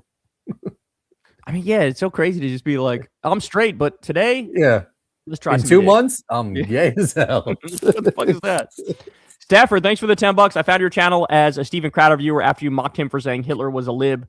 I thought, F you. He didn't say that. I checked the clip to fact check you and went, oh shit, he did. I love that. Thank you, bro. Appreciate that, man. That's what we're trying. We're trying. At least, hey, you're open-minded and you're honest. And that's what matters, is you're honest and you realized it and you acknowledge it. So shout out to you, bro. That actually speaks wonders about you. Downfall Parodies, thanks for the $5. Thoughts on Richard Dawkins' transphobic, Islamophobic turn over the last several years? Lost respect for him like I did with Marr and Kasparian. Yeah, Richard Dawkins has really shit the bed hard. I totally agree with you. And I don't know why or how, but yeah, he got obsessed with the trans issue. Is it possible for a guy that old to get like online brainworms? Because I feel like it came from online, that like being transphobic was so big online that he was like, I'll get in on this fun. But yeah, he's old and washed, and it's embarrassing. And don't ever have any heroes, because as they get older, they all get washed. You know, I was a lover of Bill Maher, and now I can't fucking stand the guy. Like, it's what happens with time, and it's a real shame. The only guy I like is Jim Carrey, and like he was gangster, and he like kind of faded off into the fucking like bliss because he realized that like he, you know, just stay sane by going away. That's smart. I like that. Yeah. Wergenman, thanks for the $20. Very kind of you. Buddhist teaching says, in pleasure there is pain. Like when you can't get out of bed, you feel addicted to the comfort of it, so it's painful. There is pleasure in pain because painful feelings feel grounding. Yeah, that's it's an interesting way of phrasing it, and there's definitely some truth, some wisdom in it. But I do feel like there's a bit of a nihilism in the idea that you should avoid pleasure, because with pleasure, the flip side of the coin is pain, and the pain is inevitable because the pleasure is there. Does that make sense? Like, that's kind of what you're describing, but I don't know. So what does that mean? Should I not have that feeling of wanting to not get out of bed and loving the feeling of the sheets and stuff, because I don't want to live without that feeling, if that makes sense. You know what I'm saying? Yeah. So yeah, there's like a sensory deprivation in Buddhism, which I'm not sure I'm totally on board with. So like, just be even keel all the time. Don't go up, don't go down. Well, part of life is going up and going down. You know what I'm saying? I've won poker tournaments before, and it was incredible lows when I'm like short stacked, but then incredible highs when I win. I don't want to sacrifice that. I don't want to be so like, I want to feel some ups and downs. Not crazy, but at least a little bit, you know? Yeah, I guess appreciating those moments and then getting back to fucking even keel. Yeah, that's the thing. They want you to just like sort of any worldly pleasures sort of rise above them is the idea, as I've interpreted it, you know? Yeah, but you're saying like appreciate those moments. Yes, I'm saying that we're all human. So like we can try to pretend like we can be above the fray, but we can't be. We're all human. We all piss, we all shit, we all love, we all hate, we all like, you can't just, oh, I'm gonna go above that. No, you're not. You can pretend and try, but it's not gonna happen, you know? So like you gotta sort of roll with the punches a little bit, I guess is what I'm saying. Yeah. Thanks for that though, Warmer. Staffer, thanks for the $5. I'm a lefty Dem staffer working for a Democrat that turned out to be pro big pharma. Advice? Start submitting your resume to better Democrats is what I would say. I mean, I know that's not the most satisfying answer at the moment, but I mean, I think you know that's what you should probably do. Sucks. So look, no shame in like, you know, taking your time to do it, but that's probably what I would do, you know. Chase's Nightmares, thanks for the $5. Have y'all seen an interview of Tupac talking about the cons of capitalism and power, and he references Trump? Pac was ahead of his time. I don't know if I saw that. I don't know if I saw that clip, but I have seen clips of Tupac talking politics from when he was alive. And yes, he was good politically. He would say some real ass shit. So I've seen similar stuff. Big Can of Whoop Ass, thanks again for the $5. If not president, what about running for Congress or state legislature? Me? No, I'm not running for shit, bro. Appreciate you though. Steven, thanks for the $10. I bought a pair of those yellow glasses and they work. Boosted my mood immediately. Just got the earplugs too. I've been watching you since 2012 presidential debates. Stay motivated. Semper Fi. Shout out to you, man. I'm glad you're taking the advice. I'm glad that they're helping. Did you get these exact same glasses or did you get a different pair? I'm curious. Because there are different ones. Some of them are a little more orange. Some of them are a little more yellow. So it's kind of. My dad's were like yellow. I think I sent yellowy. You yeah. Yeah, you sent me the picture. I saw the picture. Mine here, they're almost like a mix of orange and yellow. So like they kind of walk a line where, you know, it's kind of interesting. Yeah. But I love these ones that I'm wearing now. I know they look goofy on me, but looking through them is amazing. I mean, yeah, no, if they work, they work. They work and they work good. Mark Moore, thanks for the $10. Conservatives voted for the guy who talked about grabbing women by the pussy. Can they shut the fuck up about other people being vulgar? Yeah, that's exactly right, man. They voted for the guy who just did a fucking kidnapping of a sovereign president. Like shove it with your language. Like, are we being serious? Come on now. Chili Palmers, thanks for the $5. Have you kept up with the latest several South Park episodes? They did an episode about Saudi Arabian influence and even parodied Bill Burr's attitude. No, I did not see that, but now I really want to because South Park's been on a roll lately. So I'll check that out. Thank you, bro. Appreciate you. That's hilarious. Asha, now you again. Thanks for the $5. Kyle, at least take Knowles out for dinner, for drinks or dinner before you clap those cheeks, bro. Walsh and Shapiro can get it next. They sure can, fella. They sure can. We appreciate you, man. Does Ben Shapiro ever go on Piers Morgan's thing? No? I think I've seen him on there, but I think most of the time he does it was like one-on-one with Piers. Oh, okay, got you. Yeah, he doesn't want to get his ass. Yeah, but by the way, this is like a little thing that pissed me off. Is so in the video, you can see. So I was in the thumbnail, which I think was an improvement because last time I did his show, I'm not even sure I was in the thumbnail. I could be wrong about that, but I don't think I was in the thumbnail. But in the title, it doesn't say my name, even though it quotes me when I say you are a cuck, right? But it said I think Dave Smith and Michael Knowles, which means that Piers or his producers thought Dave Smith and Michael Knowles are bigger draws than I am because that's why they put their names in there. Yeah. And I'm sorry, but this is the same issue that I ran into with Politicon back in the day where I had a debate with somebody and they put me in one of the smaller side rooms and not the big room. And then what happened? I packed that bitch to the motherfucking max and the whole thing was packed and people were standing up on the side and people were squatting on the ground because they thought like, oh no, he's like a minor draw. And it's like, throw some respect on my name, dog. Like, if you don't put my name in the title when you're literally quoting me, like, come on, man. Like, you know, they don't know, but now they should know that I was the fucking draw. Okay. Yep. Nobody gives a fuck about Michael Knowles. Nobody cares about him. People are actually interested in what I have to say on that show because I rarely fucking do this shit and I actually have a big audience. Yep. And so that sort of ticked me off a little bit. So I was like, it's just like the lack of respect is like, you're bugging me all the time to come on the show. I come on the show, you quote me, you don't even put my name in the fucking title because you think the other two are bigger draws, and you're just wrong. I'm a bigger draw than they are, so fuck you. Well, they don't learn today. Yeah. Well, I don't even know if they will learn, because they'll still probably not put my name the next time I do it, which is just them showing that they're not like in tune with what's actually true on the ground, you know? Facts. I remember the meet and greet at Politicon. They had you like in a spot next to some presidential candidate that got like negative 17 votes, and your shit was like, bro, like all around the block and shit. And it was like, put him in a fucking room or some shit. Get him away from this one dude who got like negative 2 people taking a picture with him. I mean, you want to talk about mogging motherfuckers, dog. I was mogging that hoe. We had a libertarian presidential candidate right next to me. He had like 1 or 2 people on his line. My shit was like hundreds of people. That shit went out the door and around the fucking corner. Corin did a video where he walks and shows the line, go. And they just don't know. They don't know. Yeah. They don't get it. They don't get it. Codelio, thanks for the $5, Kyle. Would love to see you on Piers again. Try not to get hoisted by your own petard. He was such a loser when he said that. Hands up for the Panther. Thanks for the $5. Hello from Ireland, boys. From our perspective, America is a comedy of errors. It's so crazy. It's funny. EU is moving away and leaving the U.S. behind. That's right. And you know what? They have every right to do that. They should do that. And it's a real fucking shame because Trump pissed away what was historically an amazing position that the U.S. was in. I mean, world's most powerful military, everybody using the dollar, and Trump found a way to just piss it all away. So, yep, love to Ireland, man. We'll be there with you soon enough, I bet. B-Fred, thanks for the $5. We need to talk more about not just abolishing ICE, but the DEA and the CIA as well.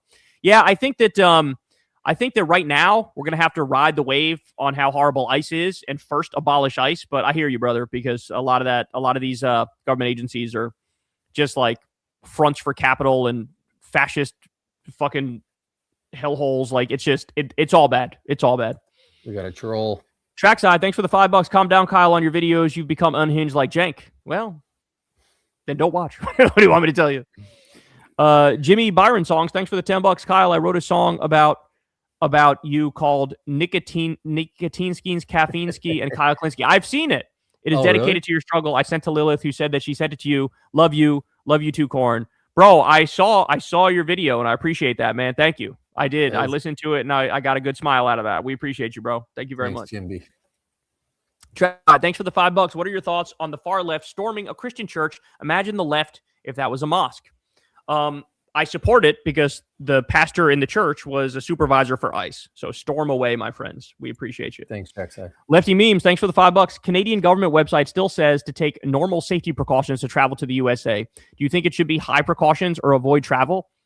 I would say high precautions. There's enough civil unrest and there's enough gun violence where it'd be merited to say high precautions for sure. Thanks. Shout out to you, bro. Appreciate you. Emily Murphy, thanks for the $5. Are you guys gonna discuss the NFL playoffs tonight? I just saw my first pro game at Gillette last night, and I'm suddenly a sports fan for the first time. Well, that's pretty cool. I'm glad you enjoyed it. I'm glad you're a sports fan. I'm still not an NFL guy. I know Corin sometimes watches the NFL. Yeah.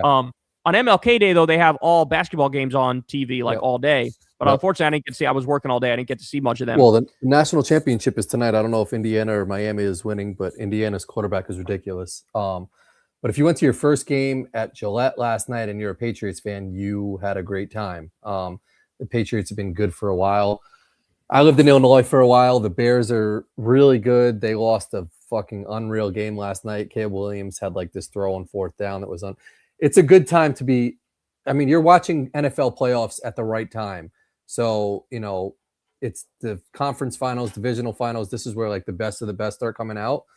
It's interesting, Kyle, because the Broncos have a quarterback that literally played the whole game. He won. They're going on to the one game before the Super Bowl, but he took a knee the last game, like the last down of the game, and the other team pushed him and he broke his ankle. So now the backup quarterback is going to be starting the conference finals game. So it's like they have their backup playing because their quarterback broke his ankle in the second to last play. So it's Jesus Christ, that's crazy. Yeah, he did an interview and did a whole shit after the game when they won, and then they announced that he's out for the game. So it's crazy. But football is really good right now. So really cool game you were at last night, Emily. B-Fred, thanks again for the $5. Remember when the Bush administration increased FCC fines after the Janet Jackson Super Bowl halftime incident? I didn't remember that, but thank you for telling us. Yeah. Oh, the quaint times back in the day. Little nip slip national scandal. Now that wouldn't even fucking make it on any news site. It would be nothing. Nothing. Freakadelic, thanks for the $5. Do you know if Piers is one who hates guests saying we're just making sensationalist TV? That can get segments shelled for talk shows / core TV, etc. I do not know if Piers is one who hates guests saying that, but he definitely is making sensationalist TV. That's definitely his whole thing. Facts. Anthony Grimo, thanks for the $5. This is a message to Kyle. I think I speak for all of us fellow subscribers. We want you to accept all those Piers Morgan requests. I'm trying, bro. I'll try to do as many as I can, but it's really about the topic and my schedule. But the topic is the most important thing. I'll make time if I really love the topic. You know what I'm saying? Thanks, Anthony. Oh, Johnson, thanks for the $5. Kyle, which of those books opens a secret passage? All of them. Every single one of them. How about that? Appreciate you. Trackside, thank you for the $5. Kyle, you've become so unhinged and crazy on your videos that people are wondering if you're still sane. The answer is no. I am insane. Insane in the membrane. Jay, thanks for the $5. Kyle, did you have a bed with only the mattress when you were single? You give that vibe. I did not, and I take offense to that. The idea that I would be that lazy. In other words, no box spring underneath it, just the mattress on the floor. No, I did not have that, and how dare you? What is wrong with you? I'm being judged. Keanu, thanks for the $10. Kyle, did you see Scott Jennings on Adam Friedland? He said with a straight face that Hulk Hogan gave the GOAT speech at the RNC. I can't believe such a ghoul has a national platform and you don't. Yeah, fuck that guy, man. I fucking hate that guy. But I thought Adam Friedland handled him well. I feel like his humor was like perfect to bounce off of Scott Jennings. So yeah, shout out to Adam Friedland. That was good. Thanks, Keanu. Cole, thanks again for the $10. Kyle, what makes a question from a journalist good? I know usually people in the media ask dishonest questions to progressives. Can you think of a time a good question was asked to a progressive? I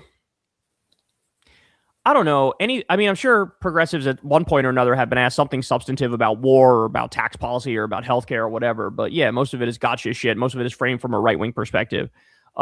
What makes a journalist bad is if they frame everything from a right-wing perspective. And unfortunately, that's most journalists, that the conventional wisdom is right-wing, so everything is framed from that perspective. So we got a long way to go if they want to clean up the media, and they got to be honest and actually give a shit about real issues that affect people, and they have to frame things from a more liberal or leftist perspective, because reality has a liberal and leftist bias. So thanks, Cole.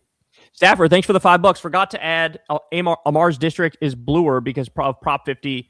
Daryl Issa is the richest congressman. Yeah, I know. That guy's a total piece of shit. Fuck that guy. Columbia Rican, thanks for the $5. Just want to speak for all of us. Thank you for clapping Michael Knowles. It was glorious. A salute to our dark woke commander. Well, salute right back to you, man. We appreciate you. That's very kind. Shout out to your Mets, man. They got Bo Bichette. Bo Johnson, thanks for the $5. I got a notification from years back from a Pastafarian spaghetti vid you did, and it made me feel super gleeful for simpler political times.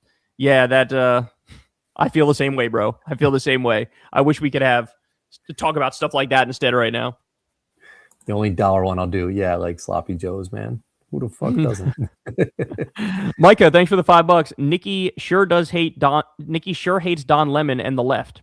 Oh yeah, Nicki Minaj. I saw she said some shit about Don Lemon. Don Lemon? Yeah, she called him a gay slur is what the headline said. I didn't read it though. What'd she say to him? I'm curious. I'm not sure. Oy. Not good.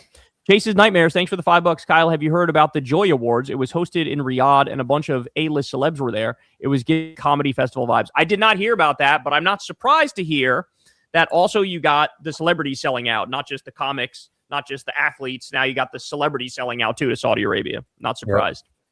Was there was it Trump's Laura Loomer or something was like dancing with some guy in a video or some shit? I didn't see that. If that not happened. Laura Loomer. One of Trump's somebodies was dancing with some guy in a music video or some shit. You're talking about Erica Kirk. Kirk. Yeah. She was doing all sorts of crazy shit. Yeah, they keep digging up shit at her in the weirdest fucking shit. Thank you, Peter, by the way. I saw your donation. We appreciate you. Circling Suns, thanks for the $5. Hey, Kyle, what's your opinion on the American Communist Party? One of their top guys, Eddie Liger Smith, was a fan of yours. You should invite him on KKF. Well, I'm not all that familiar with the American Communist Party, so I can't really comment on them. But I have seen that guy Liger, I think, sometimes on Twitter, and sometimes he has some good tweets. So I think I've probably engaged with him maybe a handful of times, but I will definitely run that by Crystal, and we'll think about that. But we appreciate you. Thank you very much. Keanu, thanks for the $10. Kyle, do you ever worry that your epic rants will get taken out of context, like when you impersonate Fuentes saying Hitler was based, or Joe Rogan slobbing Elon's knob? Either way, keep the rants coming. you don't really have to worry about that when you don't care about the consequences. You know what I'm saying? Like, if I get canceled, who cares? Like, I will care if it actually takes my channel down or some shit like that. Then that's a serious problem. But I think really it's just more likely to have like a hate mob of conservatives come after me. But that's probably any day that ends in Y they do that. So, it is what it is. I don't really care. Whatever I say for a reason, and they could take it or leave it or whatever the fuck. And yeah, it is what it is. But shout out to you, bro. Appreciate the $10. Thanks, Kenna. Thanks, Eagles Fly. Thanks for the $10 or $5. Keanu, thanks for the $10. I think MAGA is a masochistic ideology. Iranians in San Francisco protests are wearing MAGA hats despite Trump telling protesters in Iran to keep protesting and give false hope, only to ditch them for Greenland. Yeah, but it's not over. They are going to go after Iran again. I have no doubt about that. It's just a matter of when, not if. So they'll bomb them again. It's just, again, a matter of when. Thanks, Keanu. Let's just go with GPEG. Thanks for the $10. Thank you, Kyle. You are a big reason I got out of the right's bullshit. Wish I had woken up sooner. Well, shout out to you, man. I'm just happy you woke up. Doesn't matter when it happens, but you did it. So great job. We appreciate you. Jimmy Russell, thanks for the $20. Very kind. Kyle, please do more panels like the ones you did with Michael Knowles. It was hilarious watching him get owned. Yeah, I will definitely do that. The only thing that's so frustrating is like you only get like 10 minutes to talk out of an hour, which I'm not used. I'm used to being able to dominate the whole shit. You know what I'm saying? So it does feel like I'm so constrained. I'm like a tiger in a cage, like, let me out of the cage. That's what it feels like when you're doing it. And even when you're freaking this shit, you can see at the end, Pierce was like, let's get this other guy in who hasn't spoken yet. Right. It's like, that's on him that he hasn't spoken yet. Like, don't give him the microphone if he's not speaking. You got a guy freaking this shit. And let me at least finish my point, which they don't fucking do. Yeah, exactly. Thanks, Jimmy. Wolfhard, thanks for the $20. Very kind of you. Being upset at curse words is so clownish. You don't have a problem. You don't have a problem equals you don't have a problem with the meanings, just the sounds. To be in that position is so unserious. Get your priorities straight. Laugh my ass off. I totally agree. But they know that. They just had no out. That's why he came after me over that, because they got nothing. So they're, your naughty words. Like, yeah, okay. And thanks, Wolf. Hands up for the Panther. Thanks for the $10. I remember 2016, watched a documentary in college on why some people voted for Trump. One of them was the working class white male who felt forgotten. Trump duped them 10 years now. Certain regret. Yeah, like you could see who the real ones are by who has jumped ship. The ones who are still on board are like clinically insane. You know what I'm saying? Like they're just gone. We're just, losers. Abdul Lanasser, thanks for the $5. Hi again, Kyle. I'm going to be honest. I'm genuinely worried war is going to pop off, not just because I live in Bahrain, but also as a Shia Muslim over here. Oh, man. Yeah, I hear you, bro. You better be careful over there, because that is, how they treat Shias in those Sunni countries. So I'd be very careful out there. I'm also worried. Like YouTube out there and shit like that. Of course they do. Those are like, they're relatively wealthy countries. They're like got a lot of like oil wealth and shit over there. But I'm worried about war too, but like in an even deeper sense. Like I'm worried Trump is actually going to get us in World War III at this point. He's acting so unhinged and so crazy, and like there's no brakes in the car. And if Europe turns on us, like it's all systems go, bro. We're so cooked. And like it looks to me at this point like it would be China and the EU versus us. We'd be totally alone. It'd be like us and Israel versus the world, Scary. Thanks, man. Good luck. Carlton, thanks for the $5, man. Appreciate it. CK Progressive, thanks for the $5. Winter Olympics in Italy start soon. A prediction, everyone there will boo at the USA athletes, and then Trump will want to invade Italy next. That is a very solid prediction. Or at the very least, he will tariff the fuck out of them over the boos, but they're definitely going to boo. We got booed. I think there was an NBA game in London, and our players got booed in London over Trump's warmongering. They're in Germany. Was it in Germany? Okay, it was in Germany. Yeah, well, we got booed like a motherfucker over Trump being a warmonger. So it's happening. Everybody hates us again, and they're right to hate us. Like, what are you supposed to say back? Yep. Eddie, thanks for the $5. Appreciate you. Thanks, man. Dickin Man Woods Fat Pink Mast. Thanks for the $11.11. See, you are based as fuck. Do you like cricket, rugby league, union field hockey, or any other sports less common in the U.S.? Love you, Kay, and thanks for all. Please read a few comments on your Robert O2 Felching Kennedy vid for a guffaw.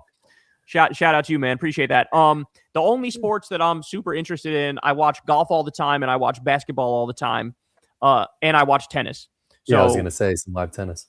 Yeah, so I play the ones I play now are golf and tennis are the two that I play. Those are my like big thing in sports. And every now and then I'll dabble in watching some hockey. So that's my like sports menu. I really haven't dabbled in cricket or rugby. I don't even know if I get them on the TV channels I get, to be honest. So yeah, I don't know the rules or anything. Snow, thanks for the $5. You were absolutely killing it on Piers Morgan, brutally dismantling Michael Knowles. Well, thank you. Very kind of you. Thanks, Snow. Abdul, again, thanks for the $5. I know tons of people keep saying it, but watching you slap down Michael Knowles in the douchiest way possible made my day. Well, thank you, bro. I'm happy I made your day. I also made my own day with how that went because I got so much love afterwards. It felt very nice. Like, I knew I did well. I didn't know I did that well where everybody was going to be covering it. I saw the clip and right away I was just like, God damn, he killed that shit. Dope Intellect, thanks for the $10. Love you guys. Been watching Kyle like 10 years. You were perfect on Rogan 2020 election coverage, explaining the red mirage. You broke it down like a brick of coke, and Rogan still didn't get it. Go figure. You know, funny enough, he did get it for a long time, but then he still hopped back on the Trump train.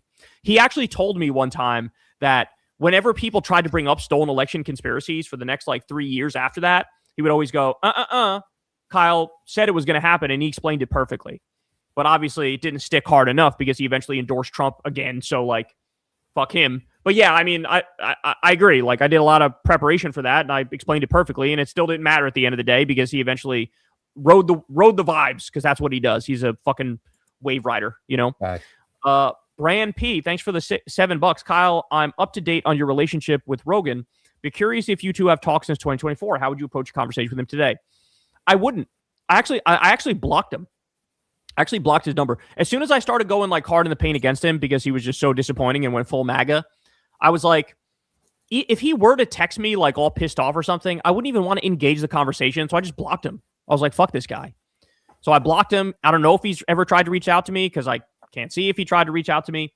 I just have no interest, right? Like he really, like, he knows better. The thing that's so frustrating is he knows better than what he did. He knows better than that. And I know he knows better than that because I sat across from him 5 times, however many times it was, and broke shit down for him. And he got it. And he still went that way anyway. So it's just like, now he's trying to revert on a lot of his shit too. Like, because Trump's so fucking unpopular and uncool. And that's why he's like, I got to sort of back out of the room. But I remember where he was when it fucking mattered. And he wasn't in the right spot. So fuck him. I haven't talked to him since the last time, whatever the last time was I was on his show was the last time I talked to him. Thanks. Mike Albanese, thanks for the $10. Is it just me or is Nick Fuentes a mini me of JD Vance? A little bit. I could kind of see it a little bit. Martin, thanks for the $5. Kyle, would you accept a VP invite from Jon Stewart? Probably, but that's not going to happen, so I wouldn't worry about that. It'd be amazing enough if you Jon Stewart, who's just a regular guy. And my neighbor, Jon Stewart, is going to run for president. Yes, I would accept it from your neighbor, too. Gus Vaughn, thanks for the $10. I heard you both last week saying how what's that say? Knives got it in the bag for the East. The Knicks got it in the bag for the East, but don't be shocked if Boston made a little playoff run. Right now, Jaylen Brown has had an amazing season and stepped up. Gus, you caught us on a bad day, bro, because right now I feel like we're super cooked. Right now I feel like we're like the 06 Bobcats. Like, we just keep fucking losing. OD. Yeah. We're just lost. Our defense is trash. We can't seem to get it together. So I don't know what the fuck's going on, but they better figure that bitch out soon. I mean, I'm open to hear a conversation about firing Mike Brown already, bro. I'm already open to that conversation. It's so weird you say that because Molly's dad texted that earlier too, and I was just like, there's no way. But the fact that you're even saying it too is almost just like, is that a possibility? I'm fucking open to it. I'm open to it. He's been good. Like, he helped. The offense looked awesome at the beginning of the year. Yeah. But now the defense is so trash that, like, I think our record would be better if we were with Thibodeau all year. You know? Yeah, you're not wrong. It's a weird spot the Knicks are in right now. Flade, thanks for the $5. Kyle, I don't care if it wasn't in my head. That generational fart was real and it was beautiful. Corin, I know you don't know what he's talking about, but in my segment on, I did a segment on Nick Fuentes, and I titled it like the pathetic downfall of Nick Fuentes. Mm-hmm. And in it, at the beginning, I point out that so many losers online kept saying about Nick Fuentes, he's on a generational run with his content. He's so amazing. It's a generational run. And then I said, here's your generational run. And I went like this and went, and then I Did you actually fart? No, I had Peter put in a fart noise. Because think about it. Even if I was able to muster a fart at the exact right moment, you can't the microphone is here and my ass is there. It wouldn't have came across. So I had him put in a fake fart noise, but it was such a good fake fart noise that everybody in the comments was debating like, bro, I think that shit was fucking real. And some people were like, it's not real. And other people were like, it was real, bro. So they're fighting over it. But anyway, it worked perfectly for the video and it really took off. So I'm happy everybody liked that. I love that. Carlton, thanks for the $5. Hey, Kyle, big fan of the show as well as Breaking Points. Any chance you guys might do more live shows and visit Seattle? Love to meet you guys. We have no live shows on the schedule or anything like that. After Charlie Kirk got assassinated, basically any and all live stuff just totally shit the bed. I'm sure there might come a time in the future. I don't know when, but there might come a time in the future where things will start back up again. But certainly at the moment, everybody feels like this country's a fucking powder keg and nobody wants to be in front of a live audience because we feel like we might get fucking shot in the face. Thanks. So that's where we're at right now. But if that changes, you'll be the first to know. Thank you. Abdul, thanks again for the $20, man. Very kind of you. I will say that it's really disturbing watching Trump go full dumbass Hitler after growing up in the USA. I may not have citizenship, but watching what I consider my childhood home spiral like this is heartbreaking. Hey, man, we're 100% with you. You know, we feel like, imagine us. I'm somebody, I've left the United States like once in my entire life with Corin when we went to Canada. I've never left the U.S. after that. Like, this is all I know is the U.S. And this is what we're fucking doing in the world. Like, just, it is horrible. It is so horrible. Yeah. Thank you, man. Ryan Ferguson, thanks for the $20. Corin, what are some hidden gems in Chicago to check out? I've been several times. I'm in Seattle, so I've done all the typical tourist stuff. Kyle, I was high as fuck watching you as Pitbull take down Knowles. I was dying. Amazing. Well, I'm glad you enjoyed that. I'm glad you were high while you were enjoying that. Corin, while you answer that, I'm going to take a quick piss, bro. Yeah. Chicago gems, I've said it in the past. Definitely go to Paradise Pup. It's a burger spot out in Des Plaines. Their burger is off. That's one of my most favorite burgers. They have this Merck's cheddar. I guess in Wisconsin, it's like Merck's cheddar is like a cheese that's very popular. That's my favorite hamburger of all time. There's also a place called Gene and Jude's, which is hot dogs, and they put French fries within the bun. And that's another one that's next level. But also, like, go to a Cubs game. White Sox games are cool. Go just walk around downtown Chicago, do a boat tour. It's expensive. I don't know how much money you got or whatnot, but like definitely in the summertime, do the boat tour. You go through the river, you see all the buildings, they explain them. It's a really nice trip. But get some food, get some deep dish pizza. I'd also say if you're in Seattle, go to Iowa. There's this TV show I like called what the hell is it? It's with Mike and Fritz. I forgot what it's called. American Pickers. In Iowa, they have their like museum there. It's really cool. I took a day trip with Molly and we liked it a lot. But yeah, go to Chicago, go to a Cubs game, walk around, go to the Bean is cool. There's a lot of cool things to do. But yeah, no. Kyle destroyed Michael Knowles. Let's see what's going on in the real chat real quick.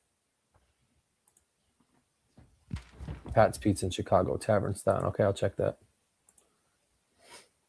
Kyle, Ethan Klein is back from holiday break, so now I can watch both Secular Talk and H3 Show after work. Again, love y'all. Shout out to you, Dork Patty. Appreciate the $5, man. Thanks, Very Dork kind Patty. of you. Eagles Fly, thanks for the $5. What's up, guys? Love the show. Hey, Kyle, just looking for clarification. I noticed you say Trump sent ICE into Dem cities, but also the large cities are Dem cities. Yeah, but there are cities that are less democratic than other cities. You know what I'm saying? Like the political, like Jacksonville is probably going to be more conservative than fucking like Chicago. You know what I'm saying? Like he's targeting blue cities on purpose. And he's also like, he could raid rural red areas, but he's choosing not to. Gee, I wonder why, right? Like, because his enemies, his political enemies are in the cities. Yeah. Pawn's Gambit, thanks for the $5. My oldest adult son saw Fuentes clubbing down here in Miami, and nobody recognized or noticed the Sausage Fest crew. Their hype is manufactured. Totally agree, man. Totally agree. And that's why we ruthlessly make fun of them, because they deserve it. Every fucking was there was I think I saw a headline that was like Fuentes and some other people were dancing to the Kanye like Hitler song. Hail Hitler song, yeah. They played it in the car on the drive to the club and then asked the DJ to play it at the club, and like they were fucking dancing. Somebody Clavicular walked up to Fuentes and said, "Hey, I'm gonna bring some girls over," and he's like, "Please don't." These guys are fucking losers, you know. Lames.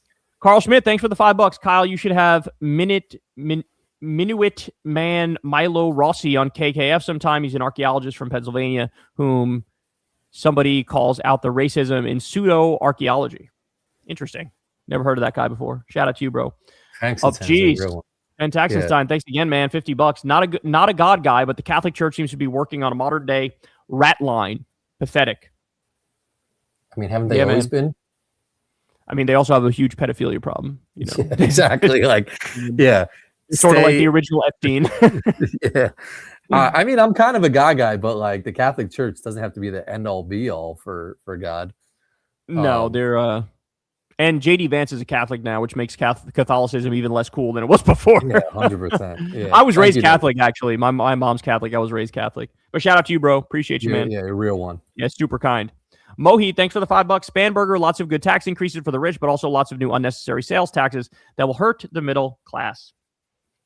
Well, shout out to you, bro. Appreciate the $5, man. John Brown, thanks for the $5. There's a recent video of Matt Walsh railing against disabled vets. It's crazy they want to send them to wars, but don't want to take care of them. That is fucking wild. That is wild. I should go look for that video. That is insane that he would do that. Gus Vaughn, thanks for the $10. I know you guys are both saying the Knicks got it easy in the East, but don't be shocked if the Celtics are a dark horse this season. Yeah, I think we already saw this one. Yeah, man. I'm not feeling so hot about the Knicks' chances right now, so you might be on something there. Jaylen Brown's good player.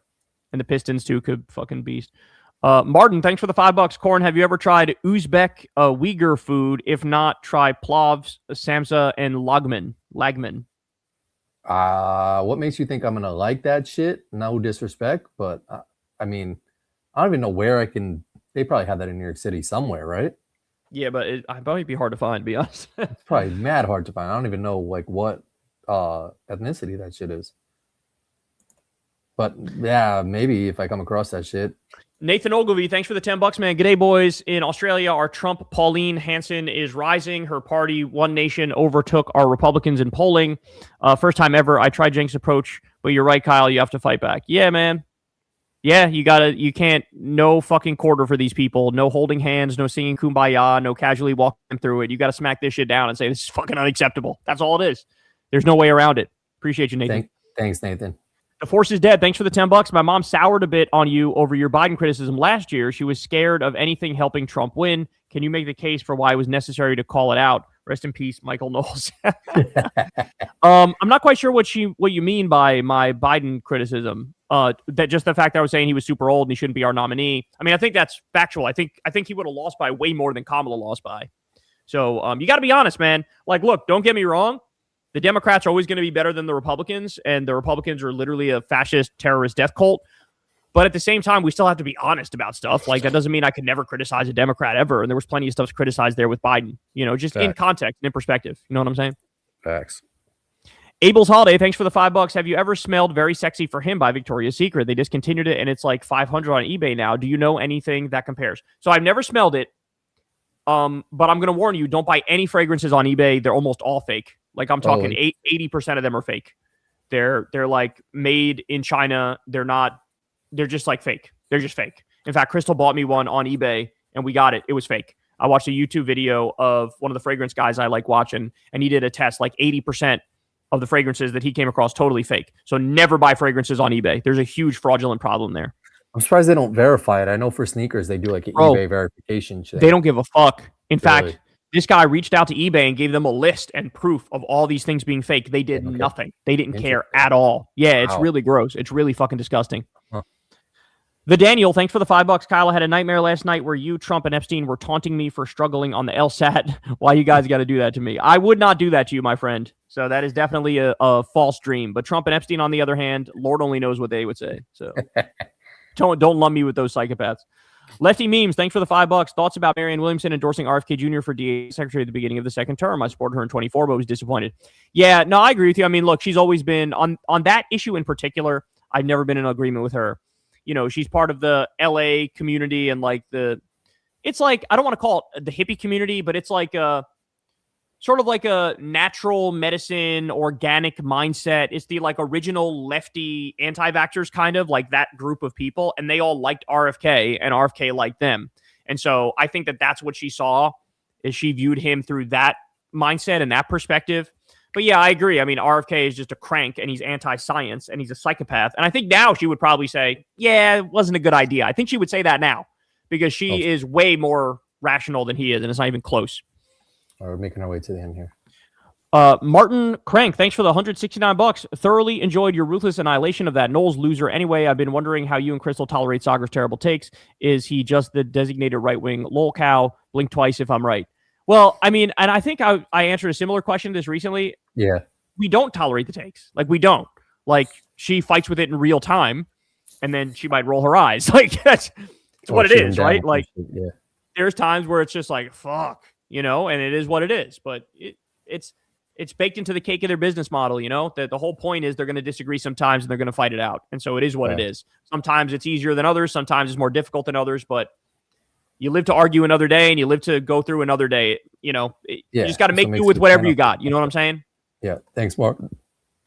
Official Voronin, thanks for the $5. Kyle, would Piers Morgan someone you would have a bacon, egg, and cheese with in the morning before hitting the golf course? Corin, will you join the panel? I don't think Corin would want to join the Piers Morgan panel. They're talking about bacon, egg, and cheeses. I would get down on that panel. Yeah. I wouldn't. He seems like a nice guy. I got nothing against that guy, I feel like you guys would have an interesting conversation on something. Yeah, I mean, in real life, he seems like a decent guy. I mean, his political opinions are definitely way too both sidesy, but like he seems fine. I wouldn't mind playing golf with him or whatever the fuck. Accelera, thanks for the $20. Following up from last week about the background lighting, at least in some of the videos in the past, there were no lights in the bookcases. Now the bookcases have lights in them. I think better with no lights. Oh, well, that's not changing. These lights look way better than it did when it was naked. Not even close. So as I saw the blue tonight, it made me think of my backdrop of getting back to that, the bluish one that I had with the basketball court. The lights 100% I feel like are good. Yeah, they're goated. I fuck with them. Thank you though. Anyway, Legend of Society, thanks for the $10. Is there a way the United States can seize all of Trump's wealth given so much proof of financial corruption? I don't even want his family to come out of this unscathed. I agree. We need to find a way to punish him. I mean, honestly, right now, obviously, he's president. The only thing you could do is impeach and try to remove, or they could try to use the 25th Amendment. That's all we have at the moment. But, I mean, in theory, there's enough evidence there to convict him in a court of law for so many corruption-related crimes. So the fact that we're not impeaching, removing, and then trying him, it says a lot about how, defeated Democrats are, and it says a lot about how Republicans are just totally fucking cucked Kool-Aid drinking cult members where none of them will break with him. I mean, Rand Paul today was like, even if he invades Greenland, I'm not sure I would impeach him, even if he does that. And it's like, well, then there's nothing you would fucking do it for. Like, you guys are crazy. Yep. Denji, thanks for the $5. Hi, Kyle. Do you think Andrew Cuomo is done with politics after losing to Zoran? Or do you think he'll make a desperate run for senator or president? He might make a desperate run for senator or president, but practically speaking, he's cooked. He's done. Homie is over. I mean, Zoran wiped the floor with his smug ass. Oh, dude. Nathan, thanks for the $10. Kyle, you need to watch AI Species video titled, Yes, I Will Take Your Job, but What Happens Next is Worse. It's absolutely incredible and based on substantial research data called the intelligence curse. I think you already commented this, or somebody did, really? And I think I already held it up. It's one of my tabs on my computer. But yeah, that sounds horrible. CNT Connoisseur, thanks for the $5. Did you guys read any comic books growing up, or were you cool? I've never been a comic book guy, but I do not judge you for being into comic books. I got a lot of respect for people who read comic books, saying Comic-Con, all that shit.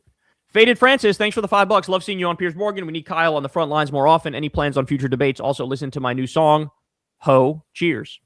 Well, shout out to you, Faded Francis. We appreciate it. Nothing immediately in the schedule, but if something comes across my desk, I will certainly take a look at it. Potentially, I'm gonna check you out on iTunes too, man. Yeah, let me know how that goes, Core. I will. Faded Francis. Thank you, though, bro.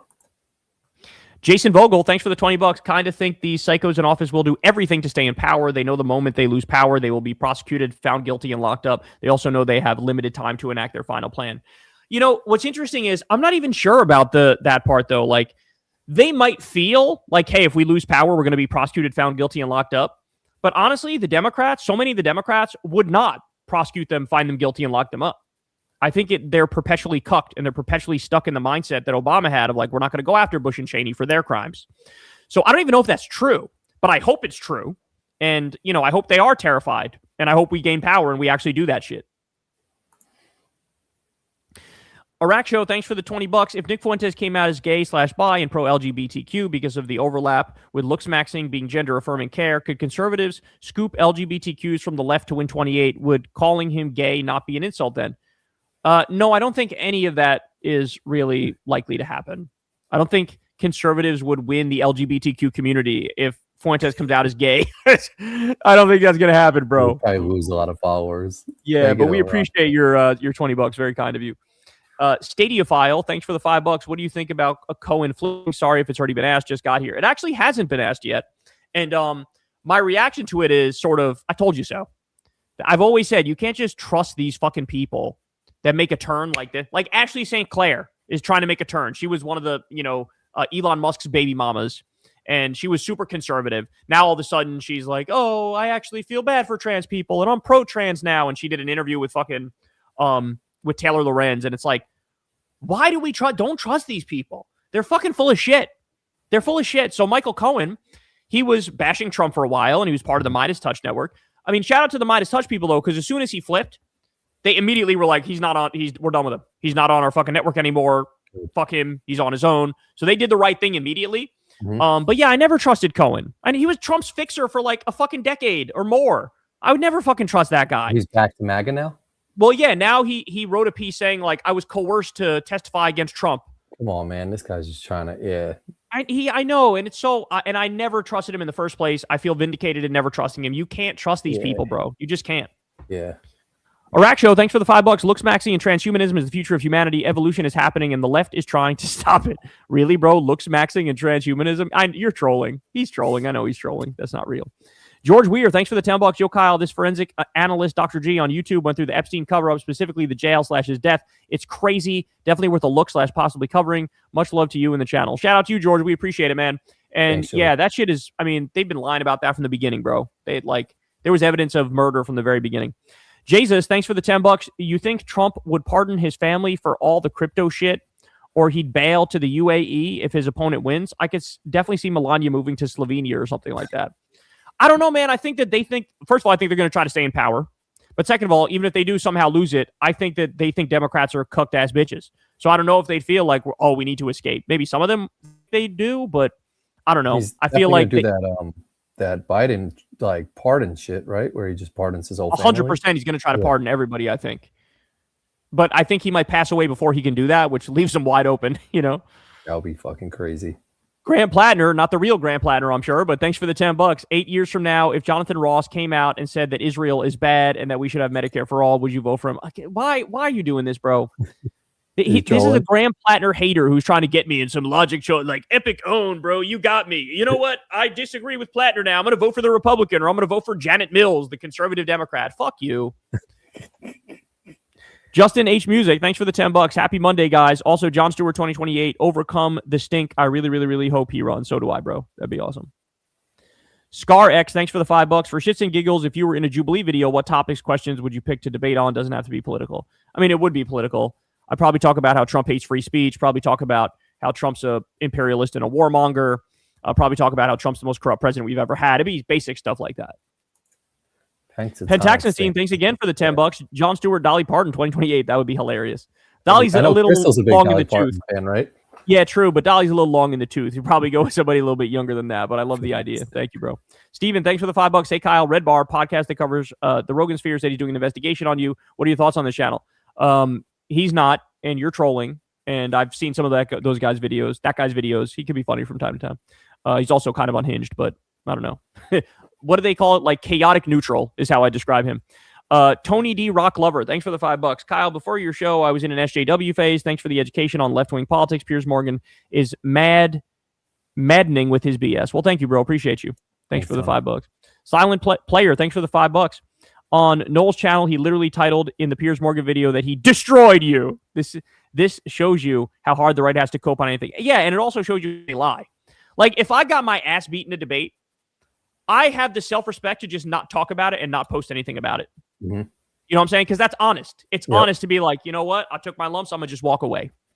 But for you to lose that bad and get your shit pushed in that hard, and then your ass is out there pretending like you won. Yeah, like what part of the clip did he show in his video to like defend you pushed yourself on your own petard. That's the part he showed. Paul Sucks, thanks for the $5. When Trump crashed out on Biden in 2020, there were also 58 videos of people saying he won the debate. Yeah, exactly. See, they get the concept when it's people on their side. There could be a crash out where you win. You know what I'm saying? Yeah. Jesus, thanks for the $10. Erica Kirk damaged her image so much. My Christian conservative coworker thinks she's goofy and had something to do with his death. Also, the Kirk memes are all he's going to be remembered for to Gen Z. That's exactly right, bro. He fucked around and found out he was a conservative hate monger, and that has consequences. Jesus, thanks again for the $5. Skinny girls are easy to hold on to. Big girls have a lot to hold on to. Jesus 4316, January 19, 2026. Thank you for your pearls of wisdom, my friend. Yeah, appreciate those quotes.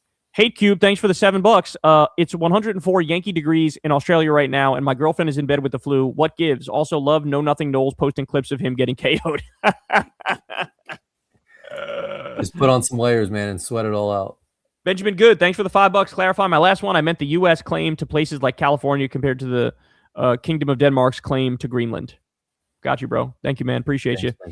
Oswaldo, thanks for the $5. Kyle, what is your favorite part of New York outside of Long Island and the city? Also, would you rather debate Shapiro or Fuentes?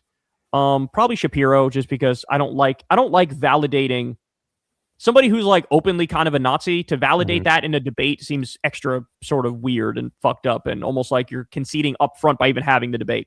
Having said that, Shapiro is almost like a Nazi, but not a Nazi. You know what I'm saying? Like, he doesn't like Hitler, but he likes Netanyahu, like modern day Hitler. So it's also bad, but I think I'd still prefer to debate Shapiro. And to answer your question, I'm not a big Long Island guy because Corin and I are not from Long Island. So my favorite part of New York would probably be where we grew up, Westchester County in New York. Outside of that, probably maybe the city itself. And then maybe you go like upstate New York, I guess. Yeah, it's pretty. McCardive, thanks for the $20. Start listening to Rush, watch lots of hockey, learn to enjoy legal cannabis, and Google immigrating to Canada because you and the rest of America are royally fucked. We'd love to have both of you. You can hang with Dole. Listen, bro, this is not an idea I'm against. However, don't act like you motherfuckers are safe up there. We got a psycho president who might be coming for you next. And I'm not even kidding about that. He might actually try to come for you next. And now that China made a deal with Canada and Canada was cool with it, Trump might be like, well, I'm going to fuck you over next too. So I'm just saying, like, y'all are not safe up there either. If I go anywhere, my ass is out to the Bahamas, bro. That's where I'm going. Is Justin Trudeau still in power? No, Mark Carney is the new prime minister. Okay. And he's very smart. He's smart. And he already made some sort of a trade deal with China to say, fuck you to the U.S. Oh, good. The reason I know Rush is because I love the movie I Love You, Man. And they talk about Rush in that movie. I think it was Paul Rudd plays a Rush song for in that movie. And I know Rush. He's like, get ready to be Rushified. Another troll. Nothing to say about the substance ever, Kyle. You're exactly the person you berate on your show every day. Oh, ban him. Wow, you just love the fascism. Love you, bro. Need Jesus. Adam King, thanks for the $5. Thoughts on Kana voting to give $3.3 billion to Israel? So many bodies lately. Tyler Robinson, Charlie Kirk, Renee Good, Kyle, and Michael Knowles. Yeah, I saw that. And Ro Khanna tweeted that his staff fucked him and he had no idea that funding was in that bill, that there were other things that were super important. But like, that's still unacceptable. Like, you gotta, if your staff actually fucked you, you gotta like fire your staff in that scenario. Yeah, you didn't know about what was in there. Like, come on, man, that's fucking psycho. Call me mommy. Thanks for the $10. After years purposely dodging your channel, I gave it a chance and now I love it. I gotta say, finding out that your crystal ball's husband helped, I had to see what the hell this blonde man is talking about. Well, shout out to you. Thanks for giving me a chance. I appreciate that, and I hope you stick around. Yeah, I'll try to make it worth your while. Appreciate you. Check out some food vlogs on my channel too. Yeah, he's got Corin stuff is very wholesome. I enjoy watching his stuff. Thanks. The 365, thanks for the $20. So if Canada does USA regime change and gives you free healthcare, 2 years maternity leave, and helps the people fix your democracy and leaves, would you support a Canadian invasion to take out Trump/GOP? Kyle, dark woke goat. I mean, you make an enticing case there, bro. You make an enticing case. I will heavily consider that one because if that's on the menu, perhaps count me in on that shit. Good job, 360. Ryan Green, thanks for the $7. Just started to get into, I think it's supposed to say fragrances. Do you like Dior Sauvage or think it's overused because so popular? What should I try next? So my take on Dior Sauvage is it's a little too peppery for my taste. It's a real Ambroxan bomb, and it's really good from like a distance, but when you get up close to it, it's a little much. It's very peppery. And super like masculine, but a lot of women like it on guys. So like, I own it. I own Dior Sauvage Eau de Parfum. But if you're just getting into fragrances, I would say the same thing I said last week. I would say very underrated fragrances are all of the Coach ones. Coach for Men, Eau de Toilette, Coach Blue, and Coach Platinum. All three of them are phenomenal. So I would definitely look into those if you're just starting to get into fragrances. You like can't go wrong with those. Slayer, thanks for the $10, man. I hope the midterms go well this year. It's a shame that my governor, Tony Evers, is retiring after this term. He's done a real good job. Also been watching Kyle since 2017. Keep up the great work. Well, thank you, bro. Appreciate you. Slayer. Denji, thanks for the $5. Should politicians serve a full term before seeking higher office? Shapiro wanting to be VP after 1 year as governor feels disrespectful to his voters.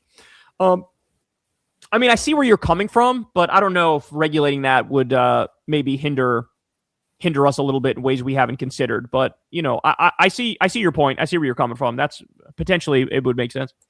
Man, back in the building. And Taxenstein, thanks again for the $20, man. Here's how to do it. Let yourself sit by an apple tree and listen to the apples falling all around you in heaps, wasting their sweetness. Tell yourself that you tasted as many as you could.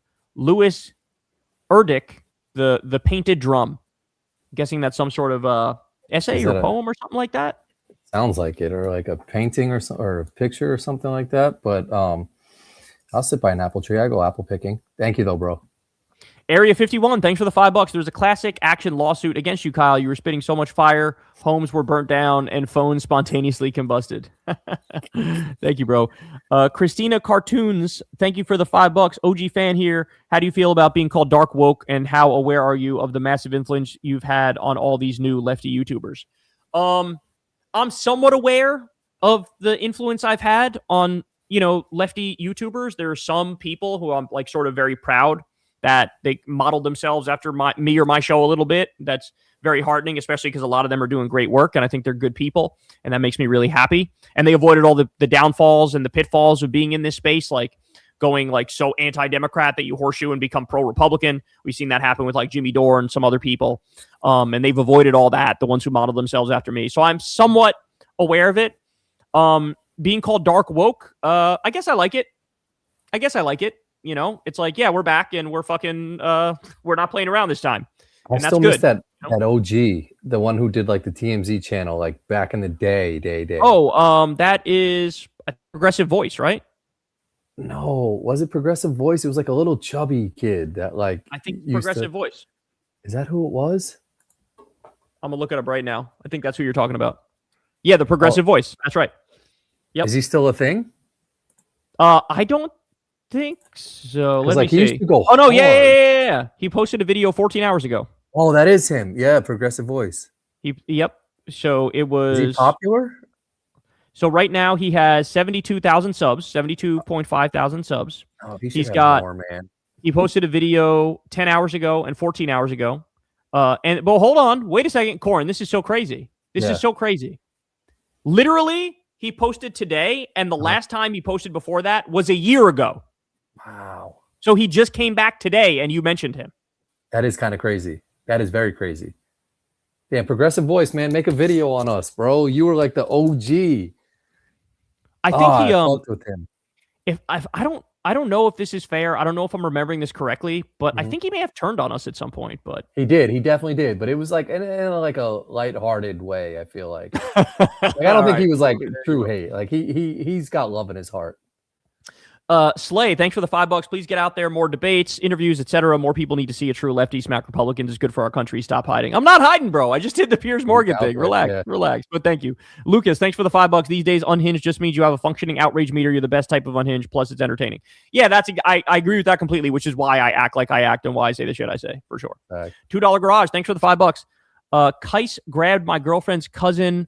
My anger is boiling over. Oh, I think you're supposed to say ice grab my girlfriend's cousin. My anger is boiling over. The only good I've seen from this is the neighbors radicalized in an hour. It was glorious to see. Yeah, man. No, look, man. And we're all with you. We feel it. We're with you. I cover the stories every day of these fucking horror stories that are happening.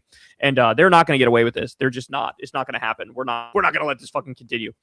Made in history. Thanks for the $5. Did you know the Super Bowl nip slip led to the creation of YouTube? One of the creators didn't know where to find it, so he created you. I did not know that. That is fucking crazy. What? Is that true? If that is true, that's insane. That's amazing. Like YouTube was around before the nip slip, no?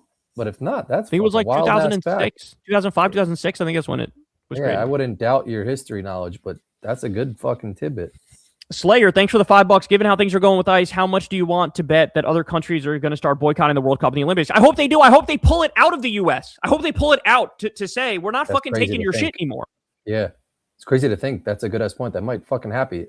Like, I'm sure a lot of people aren't going to show up to fucking matches. No way. That, no way. There's going to be all police people there. If you're traveling from afar, you could get fucking deported right away. You're not going to go.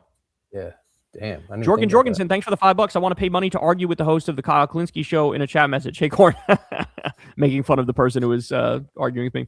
Okay, LOL, thanks for the $5. Nice job debating on Piers Morgan panel. Please do another one sooner rather than later, and please fix the shaking camera for the next time. Bro, there's nothing I can do about that. It's just the table is just not all that secure. I need to get a new fucking table, which sounds like a headache. Oh, is your camera shaking? Yeah, it was. It's like for whatever reason, when I lean on that table a little bit, it shakes. This one too a little bit. See? Oh, like yeah, he's doing it right now. Yeah. I mean, there's nothing I can do except get a new fucking table, which is just a pain in the ass. I don't want to do that. Yeah. Bernard Stefan Warchel, thanks for the $5. Kyle, did you watch the film The Apprentice with Sebastian Stan as Trump and Jeremy Strong as Roy Cohn? What were your thoughts? I didn't watch it, but I've heard good things about it, so I definitely should check it out because it gets into why Trump is how horrible as he is. All right, last 8. Staffer, thanks for the $10. Where can Amar's team go to get on KKF? I can let them know. I'll talk to Crystal, and Crystal can reach out. But again, remember, we got quite a list here, so he's gonna have to be patient. Thanks, Staffer. Bob's Vlog, thanks for the $5. What do you think states should do if the regime tries to not seat elected Dems in 2026 or refuse to certify in 2028, assuming Dems win? I don't know. I mean, I already think we're at the point where we should be having a massive fucking general strike, that nobody should go to work and everything should be protested, and like we need to drag this economy to a halt to let them know it's not okay. Everything they're doing. Thanks, Bob's Vlog. Ryder, thanks for the $5. Did you actual rip ass on tonight's segment on Nick? LOL. Also, longtime viewer of 10 years. Well, shout out to you, bro. Unfortunately, I did not. But it's fun. I find it hilarious that so many people think it is real. It almost makes me want to lean into it and pretend like it's real. But I'm gonna check it after this. It was literally like a cartoonish ass sound, and it's so funny. Everybody's like, that might be real. It's like, bro, it literally sounds like a cartoon fart. That's how ridiculous it is. I think it's because I lifted my leg and made like a face. Like, yeah, you probably had good timing on it. Well, yeah. Well, the editor threw it in, so he's the one who put it in. But it's funny to me. People think it's real. Legend of Society, thanks for the $10. I'll ask again, what's the chances of U.S. seizing Trump's family's wealth given the blatant financial corruption? I don't even want his family to come out of this unscathed. What are the actual chances of that? Less than 10%, I would say. Unfortunately, we're there. But I like the idea, and we probably should have a trial, find him guilty, and do something like that. But I think it's less than 10% likelihood.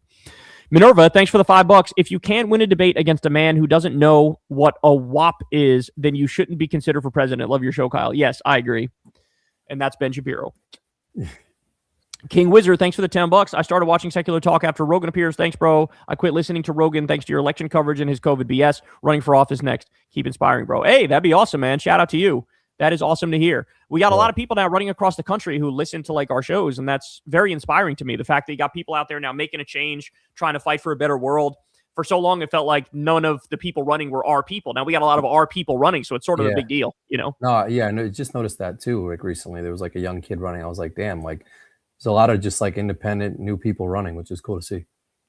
I want to live in a future. Shout out to AC. Thanks for the $5. I want to live in a future where Press Secretary Kyle is hitting the glug glug behind the podium. Yeah, that might happen. That might happen.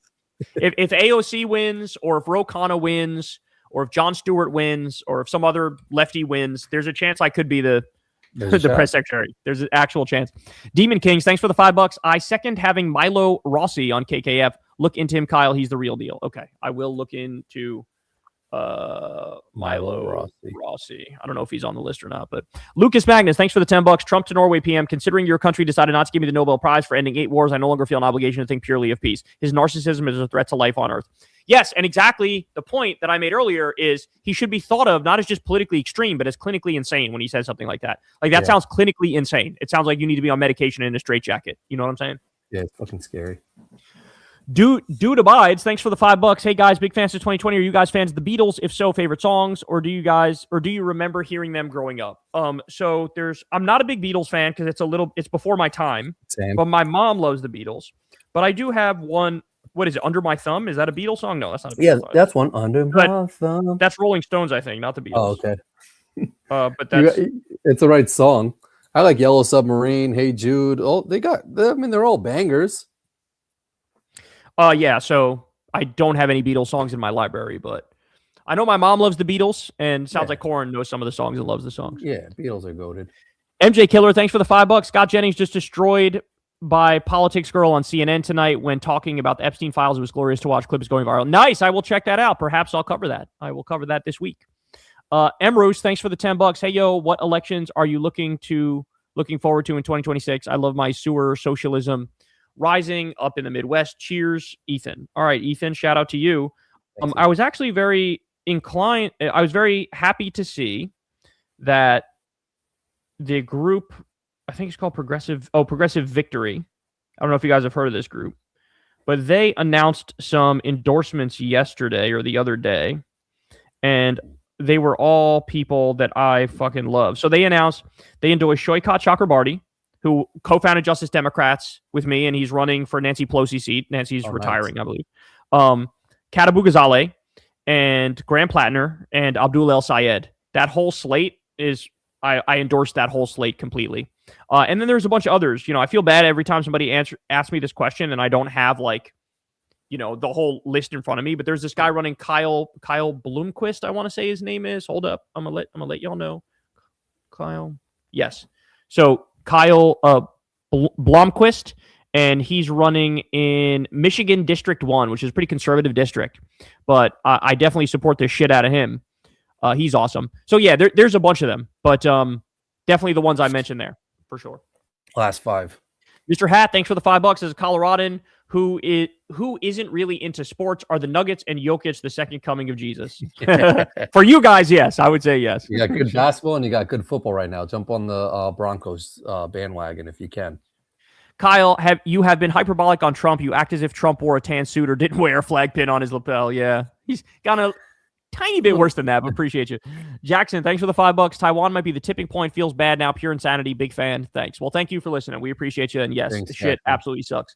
Icarus the Defiant, thanks for the $5. It seems like to vote for breaking points on the iHeart Podcast Awards, you have to vote for best podcast and other categories first. Is that how you vote? So Crystal told me after the fact, which I felt stupid, but she told me after the fact, you have to have some sort of account or something. So it's actually not. Yes, so it's actually not fan vote. It's not crowd vote, which is fucking annoying because they made it seem like it was the people voted on it, and it's not that. And so now they're probably going to fucking lose, and we wasted our time. I wasted my time telling my poor audience to vote for it. Now I feel bad about that, but it's not as simple as we thought it was. What? So most people who listen on iHeart probably have an account, though, no? It's not just a regular account. It's some other shit that she said, which is annoying because I thought it was the opposite. And then now people try to vote and they're like, it's not working. It's not working. And it's because the shit is not what I thought it was. So now we're going to fucking lose and it's going to suck. Oh, Broadway, you got the last one of the night. Broadway, thanks for the $10. Kyle, who would you like to debate if you go back on Piers? Also check out Malcolm Nance on the Dangerous Ones pod last week. He lays out what would happen if we attack Greenland. It's terrifying.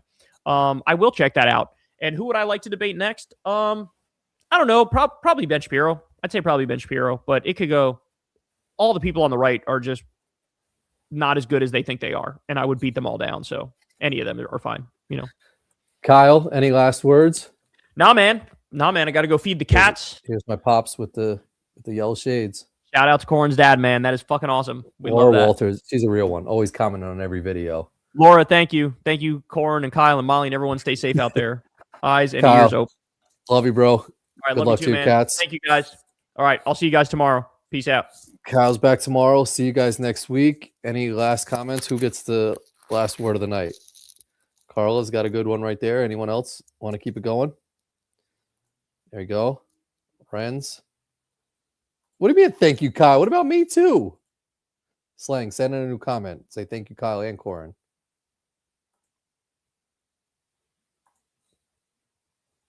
There you go. Love you guys. We'll see you next week.